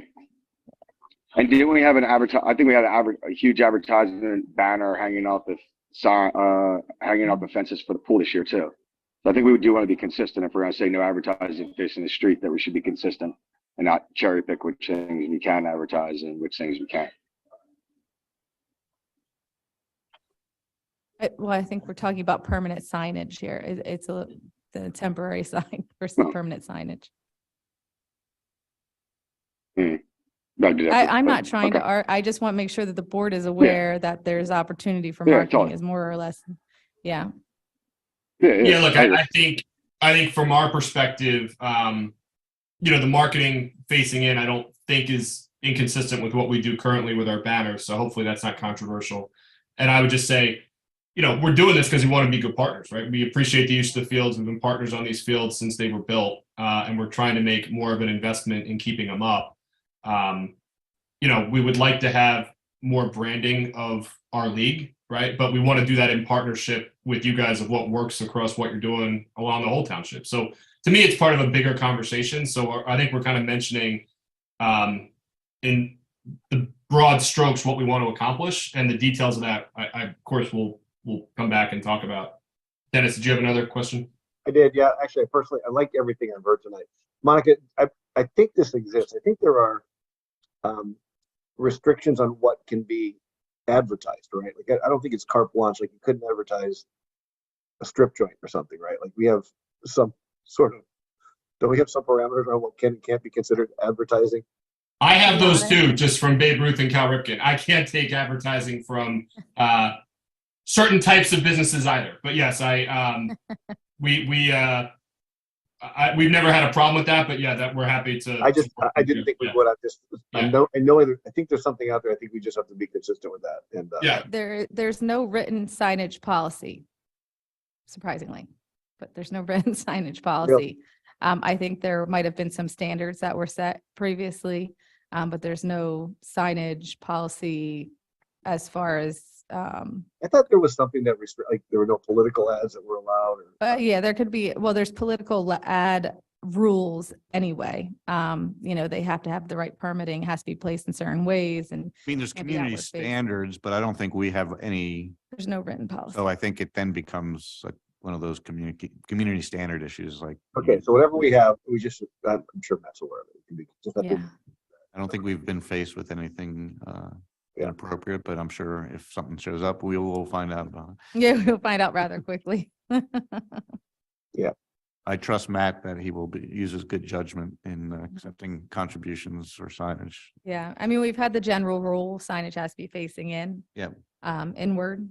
Cool. But we also do permit for signs, advertising, temporary advertising signs, the marketing register today, PAA.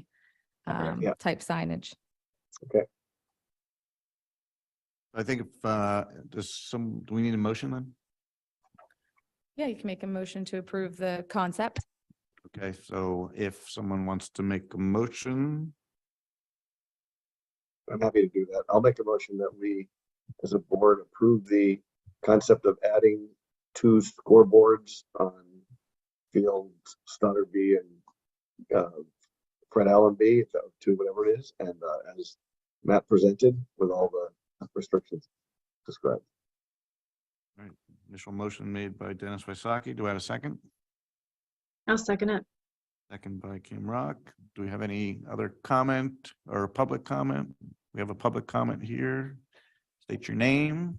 Thank you. Yes. No. It should be. Okay, I'm Lori Gray. I'm a Lower Makefield Township resident on Slate Hill Road. So I appreciate the board considering residents when you start putting up scoreboards, especially those with electricity. So I know it's something that I think I heard tonight that you would definitely take a look at, make sure that it wasn't obtrusive to any residential area in the area. My property currently is adjacent to Makefield, so I'm very, very much aware of electricity and what lights can do and the infringement on a residential area. So I appreciate that part of the consideration, and I believe I heard tonight that it was. So thank you. Thank you, Lori. Thanks, Lori.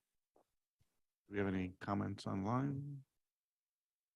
There's No no comment. public comment online. All right, all in favor of the motion Aye. to approve the scoreboards, say aye.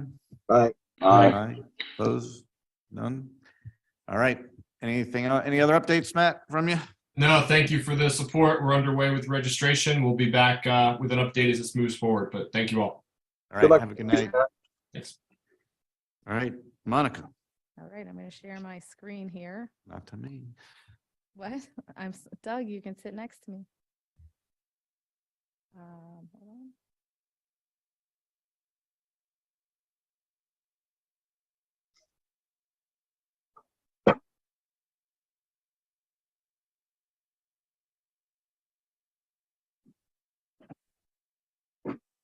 Okay, I made some slides.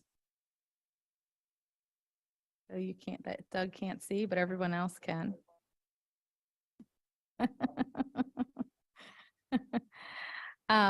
So just to get started, are you seeing this as slideshow? No.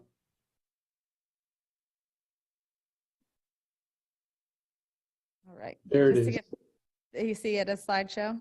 Yep. All right, great. So today I'm going to talk to you, just update you on a few things and ask for your approval on a couple things. Makefield Park, just want to update you on this. I have been updating the website. So the landing page where we had the Play for All planning now is a planning page off of the Park and Rec. It's also linkable from the community planning page. So you can find it in many different places on the web.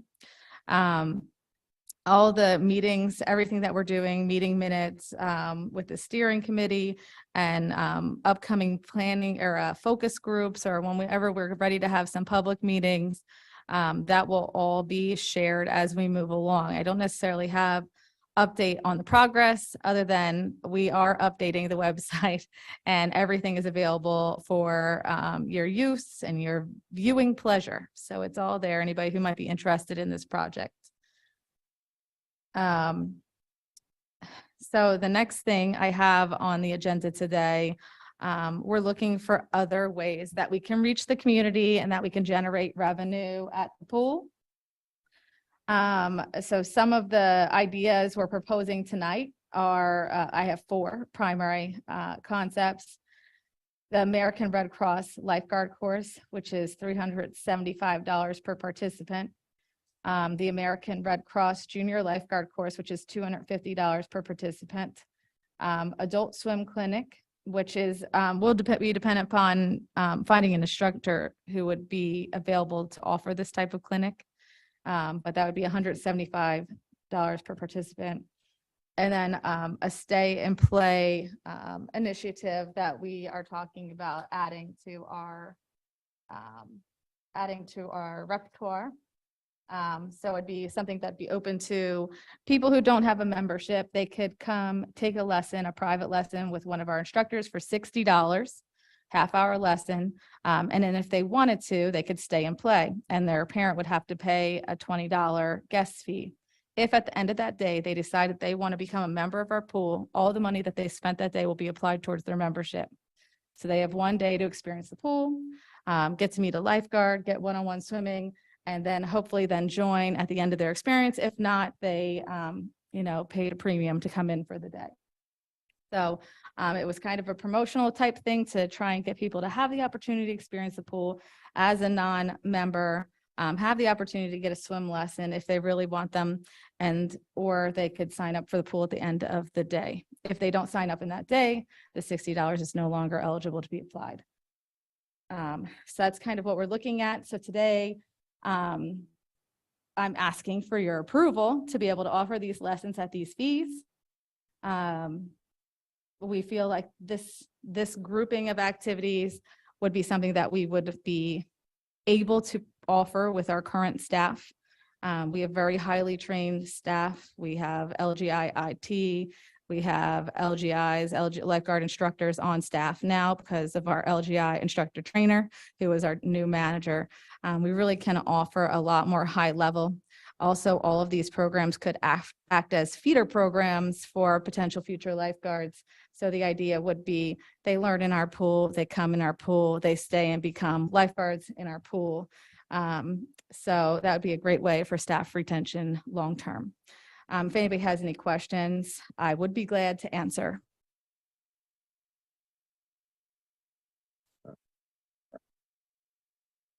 I see Dennis has his hand up. Yeah, Monica, this all sounds great. Just, can you give me 30 seconds on why you came up with these prices? Are they like comparative? Just what?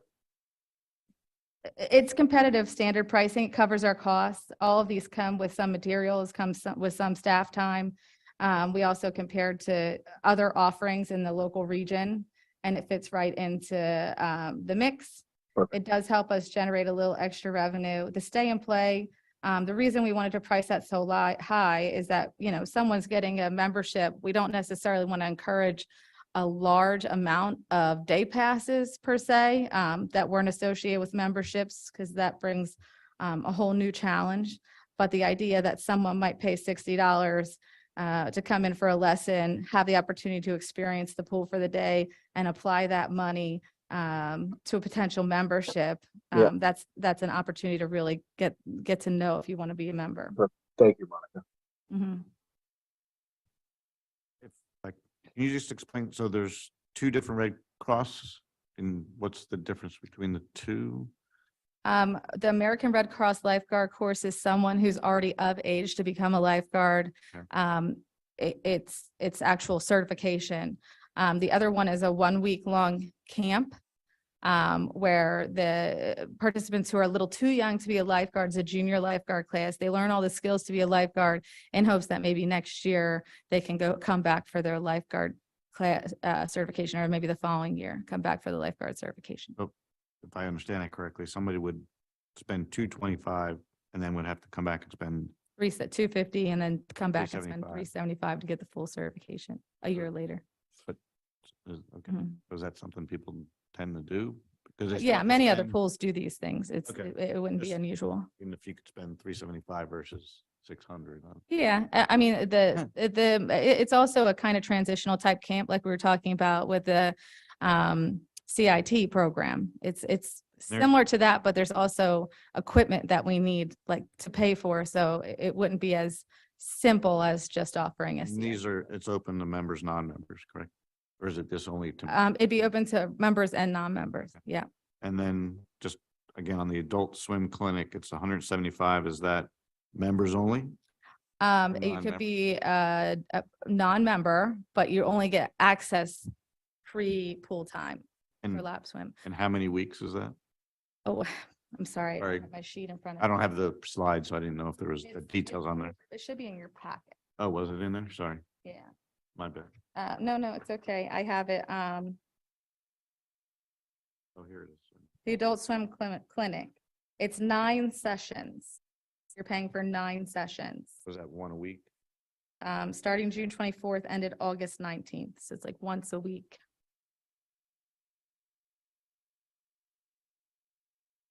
It's outside of your membership. Let me just make sure she didn't. It just didn't about- mention whether it was member or non-member. Yeah, it could be members or non-members. But you're out before members arrive. And then, so the stay and play, just, this is only my comment, at $60 for a half hour, like, I guess if I'm a parent, right, I don't know if 30 minutes gives you enough, like, time to determine whether your child or whoever. Well, that you could stay for the whole day. So you come and get a 30-minute lesson and then you can stay and play the whole day. No, I understand that. I just didn't, like, if you're going for the lesson and your kid's not that great of a swimmer, is 30 minutes enough? Like, would it be an hour, or would it be more beneficial to, I guess, $60, you get a whole day? Is it better to have a more approachable fee instead of 60? Well, I don't know the more, again, I get to stay and play, but like if someone sees $60 as too high of a hurdle, would it be better to do? Well, the whole idea is for it to be a feeder program. We don't necessarily want to open a free for all for It's gonna be more than a guest, well, you can't get in with a guest pass unless you have somebody with you. unless you have somebody with you. This is, you don't have to. And a have guest pass is $20. Right, Lessons, I believe, I want to say they're a little bit more, $35, $40. for a half hour. Yeah, for personal one-on-one lesson. Yeah. Okay, Yeah, and then we're upping the price a little bit for a whole day pass. I mean, they're going to be able to stay the whole day. And if they want to, they can apply it to their membership. They decide to apply it to their membership, then maybe they're going to take lessons more frequently at a lower rate or be able to use the pool whenever they want.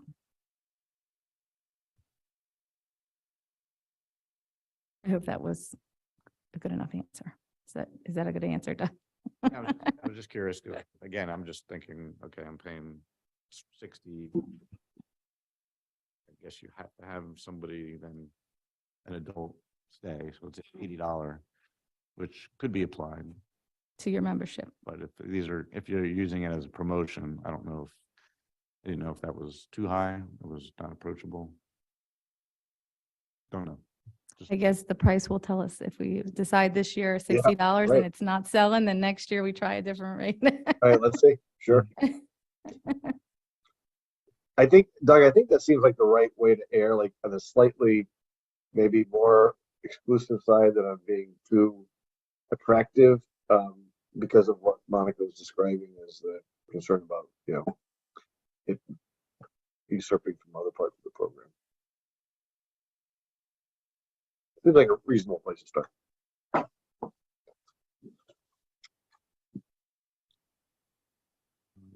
Any other questions on that? I always bring this up each meeting, where do we net out for the swim team? So I did have a meeting. I wanted to have a meeting a little sooner with the swim team, but unfortunately I didn't get to meet with them today. We were doing assessment of how much it costs for us to have the swim team outside of the hours of the pool. So anytime that they use the pool, we estimate that to be somewhere between $5,000 and $6,000 a year. So we're meeting with the swim team to talk about strategies by which we can try and make up that $5,000, $6,000, whether it's a straight fee, a different type of user fee. So we're structuring that. I'll have that for the board sometime real soon. But we want to make something that they feel comfortable with, we feel comfortable with, and that will work for everybody. But that is something we're looking at. We're assessing that right now. You need us to vote on the fees, right? Yeah, for recommendation to the Board of Supervisors. So does anybody want to make a motion to approve the 3 additional programs for the Board of Supervisor for the pool to generate revenue? So moved. Doug made the motion. Michael Brody, I the second. motion. Dennis second. Any public comment?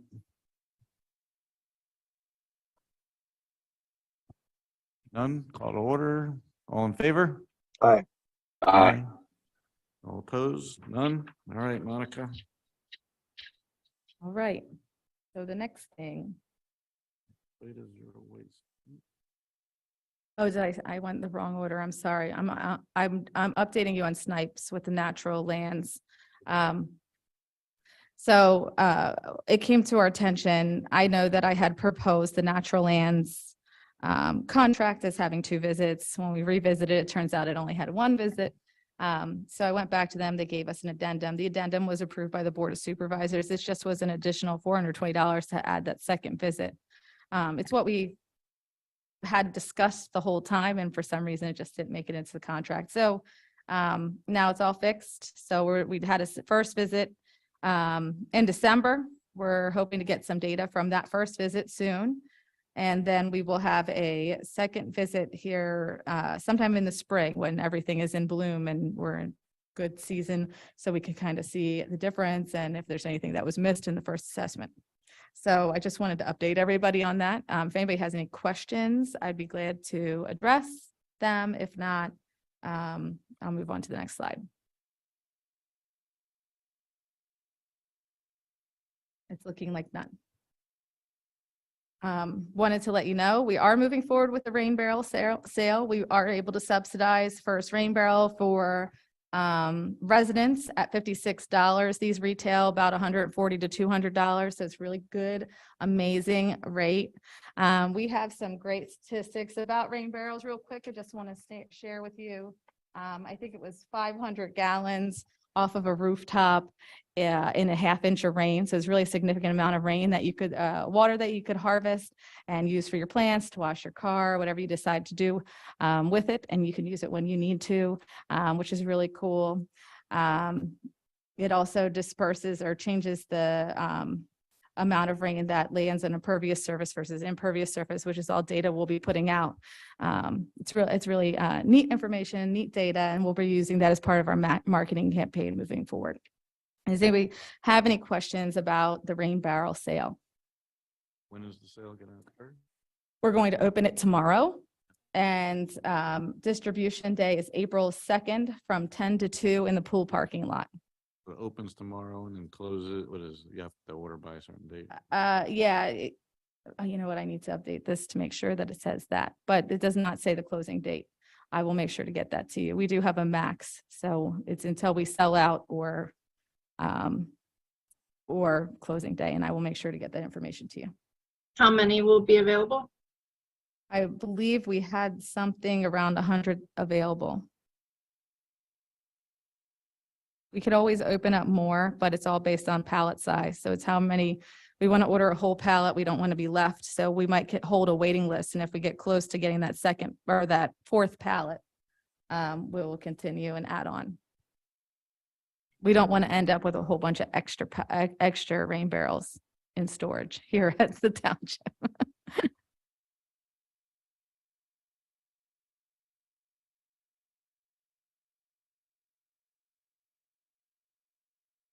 Any questions?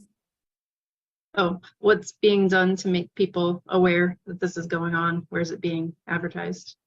It will be on all of our social media. It will be on our website. We have press releases that we'll be sending out. So we're giving out a lot of information in order. So please help share the information on your personal sites once I post tomorrow. So we'll start posting. We have an educational campaign that goes along with this too. So we'll be getting information out everywhere. So the next thing I have for you is the pathway to zero waste.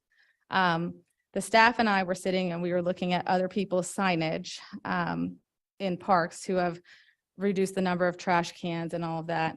And the more we looked at these signs, the more horrible we thought they were, very negative, saying we took away the trash cans or whatever. So we were trying to think of a marketing campaign that could be a little bit more fun or a little bit more positive or put a positive spin on the education piece.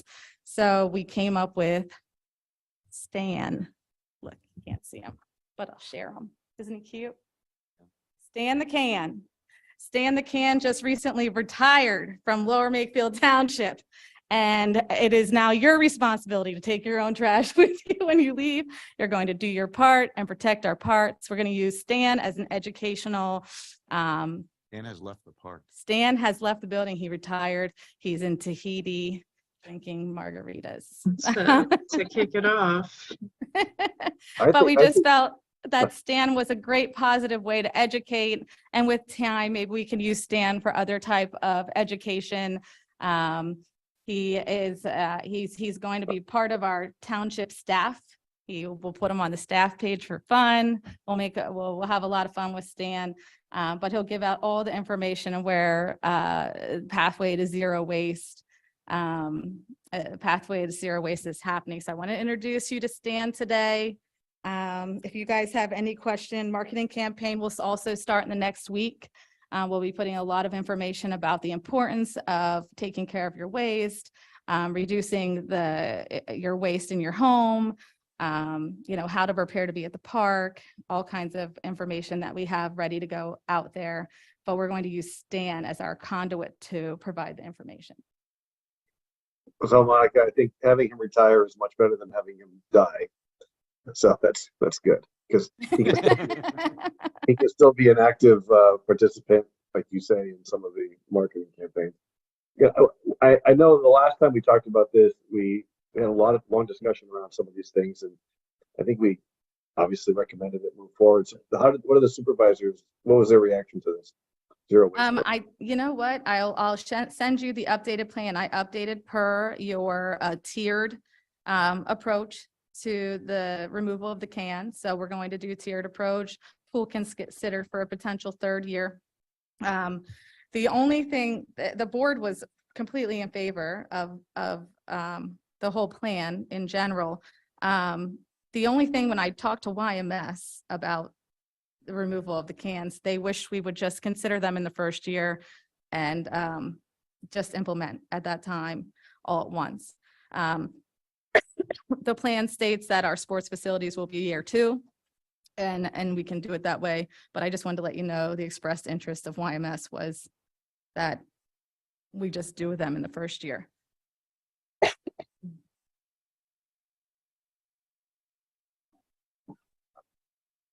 But all good things. I'll send you the updates based on your feedback that I brought to the Board of Supervisor.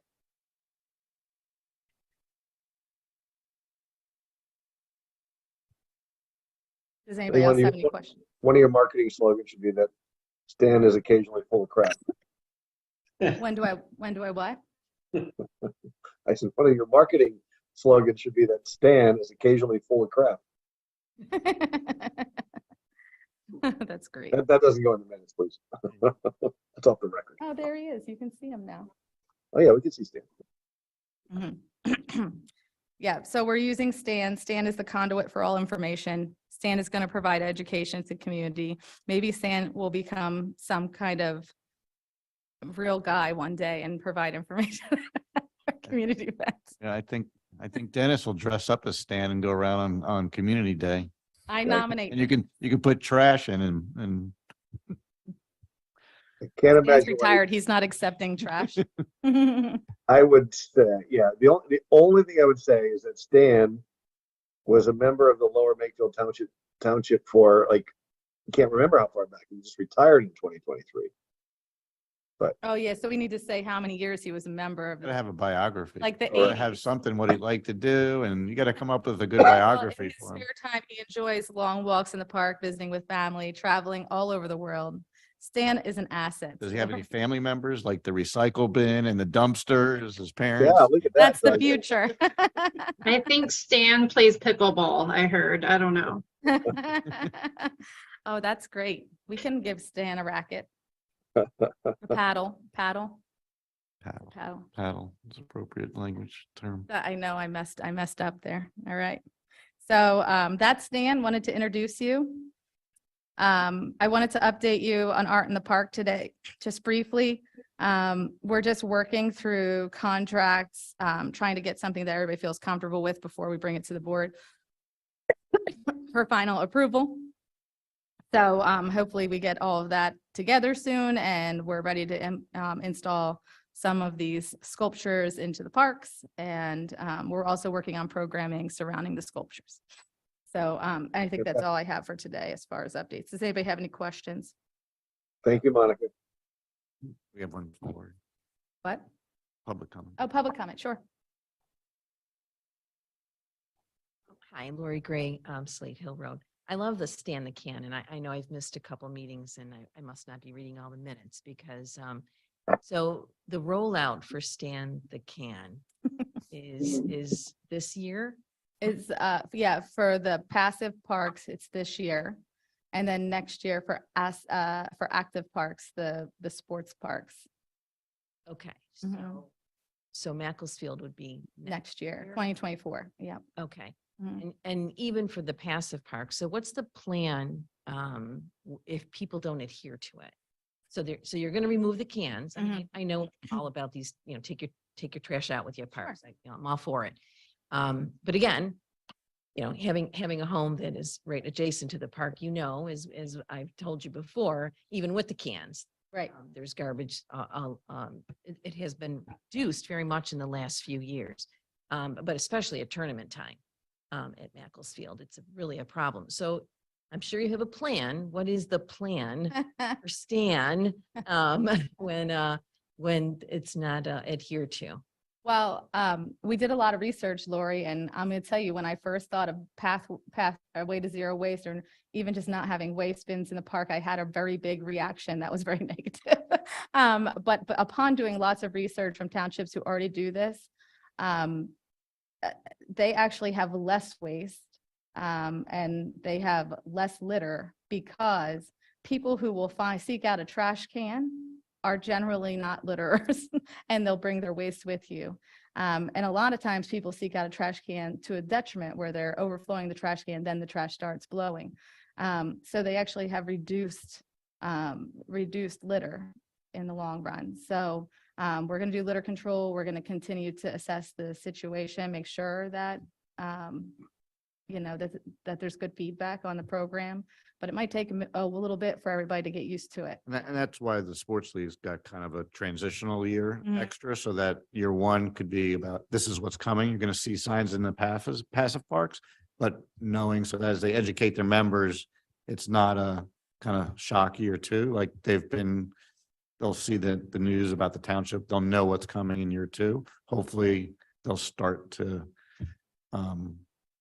take those measures ahead of time. Mhm. And then when all of a sudden the cans are gone, they're not like, I didn't know about this, right? Yeah. So I think hopefully then it's not going to be a big, to your point, that there's going to be more litter, that hopefully through the education of the township, they will know that. Obviously, there's people that come from out of the township, but that'll be the leagues have kind of gotten notice, so hopefully they'll be able to tell those opposing teams, people that come in and visit, that this is the policy, and hopefully they'll, take account of that. And as Monica mentioned, there's a lot of other towns, so that hopefully some of this isn't new news to them as well. Yeah. Monica, Yeah. I'm sorry. Yeah. Dennis. Was it Lori? Was that Yes. Monica? I think as Lori was suggesting, like what happens if someone doesn't adhere to it? And I think if someone just brought their trash in and left it in the park, correct me if I'm wrong, but I'm thinking that would still fall to the staff to end up picking it up in the long run, right? We're not going to leave it there. Yeah, I mean, the staff do litter patrol now. I Right, mean, right. they're continually doing. From what I understand in other parks, it doesn't get any worse than it is now. The idea is, with a lot of education and time to prepare, especially at MAC. And I think maybe even more specifically, like, does the chief have any notion that he might have to get involved? Like, is this something that would be a violation of the city ordinance, that we could find people that violate it? They're caught in the act, so to speak, or? It may be a violation of ordinance. I will check, but if not, that might be something that the park board recommends to the board of supervisor, that we consider an ordinance with a fee associated if they do litter. Yeah, I mean, it has zero teeth. Well, we'll see how it goes, but like, we can certainly evaluate that as we go forward. Yeah. Thank you. Sure, thank you. Thanks, Lori. Any other questions for Monica, board members? All right, do we have a motion to adjourn? So moved. Second? Second? All right. Thank Thanks, you everybody. all. Have a good night. Thank you all. Good night. Good night. Night.